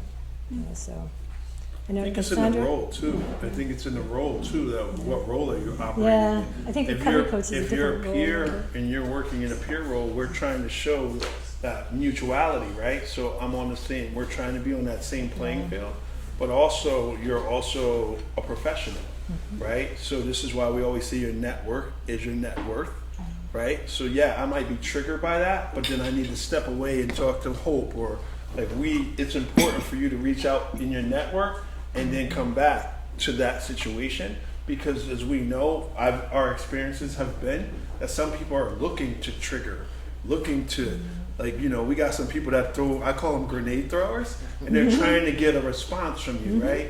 And that is the way that they survive, and that's how they detract what's actually needs to happen. No, you need to get a job. I hear there's a guy in particular, I got a friend really quickly who works in corrections, and everybody they work with is telling them, oh, I was beaten when I was 7, I was this. Bro, you're 37.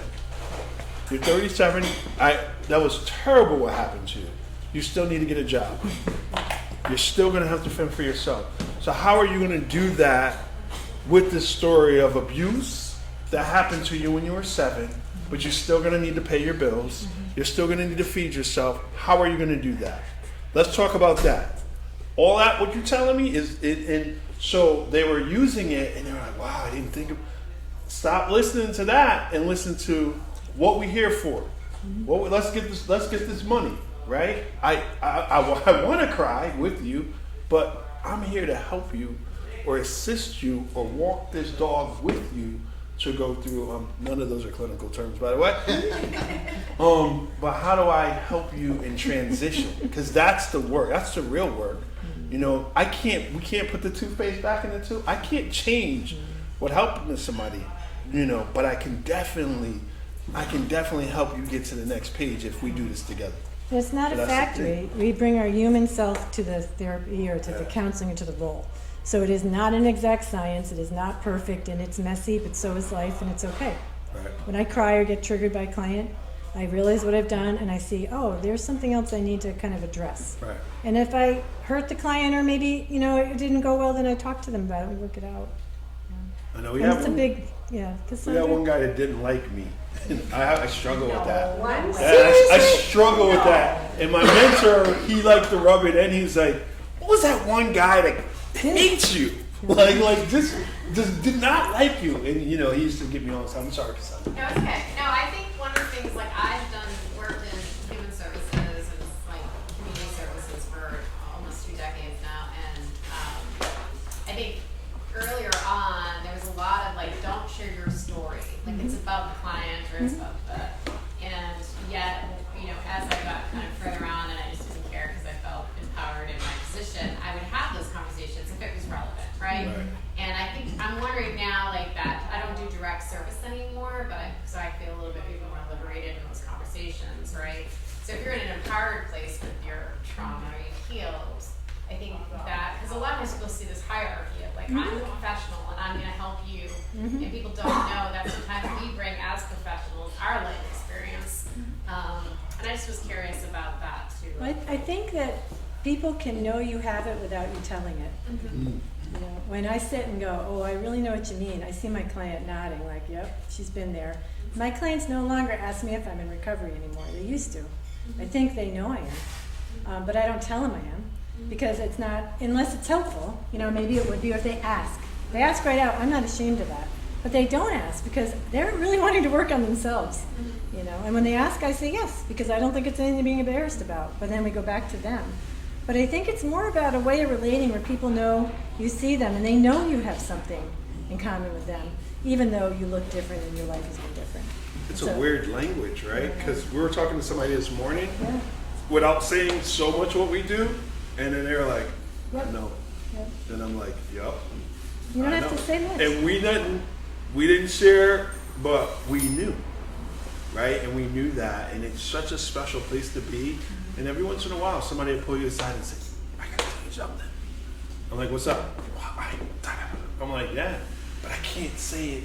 So we every chance we get, those of us that are open to share our stories, we give people the liberty to tell their stories, even if it's in private, that they get to come to us and say, I'm also a person in recovery. Or someone told me that the other day, and they were like, and someone just really like, you know, I get that all the time. I'm just like, And there's never shocked, but I'm just like, I appreciate because that's special when somebody shares that with you. There's no right or wrong.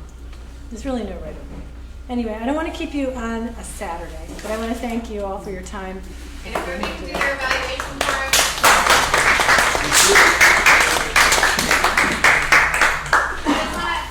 We are first.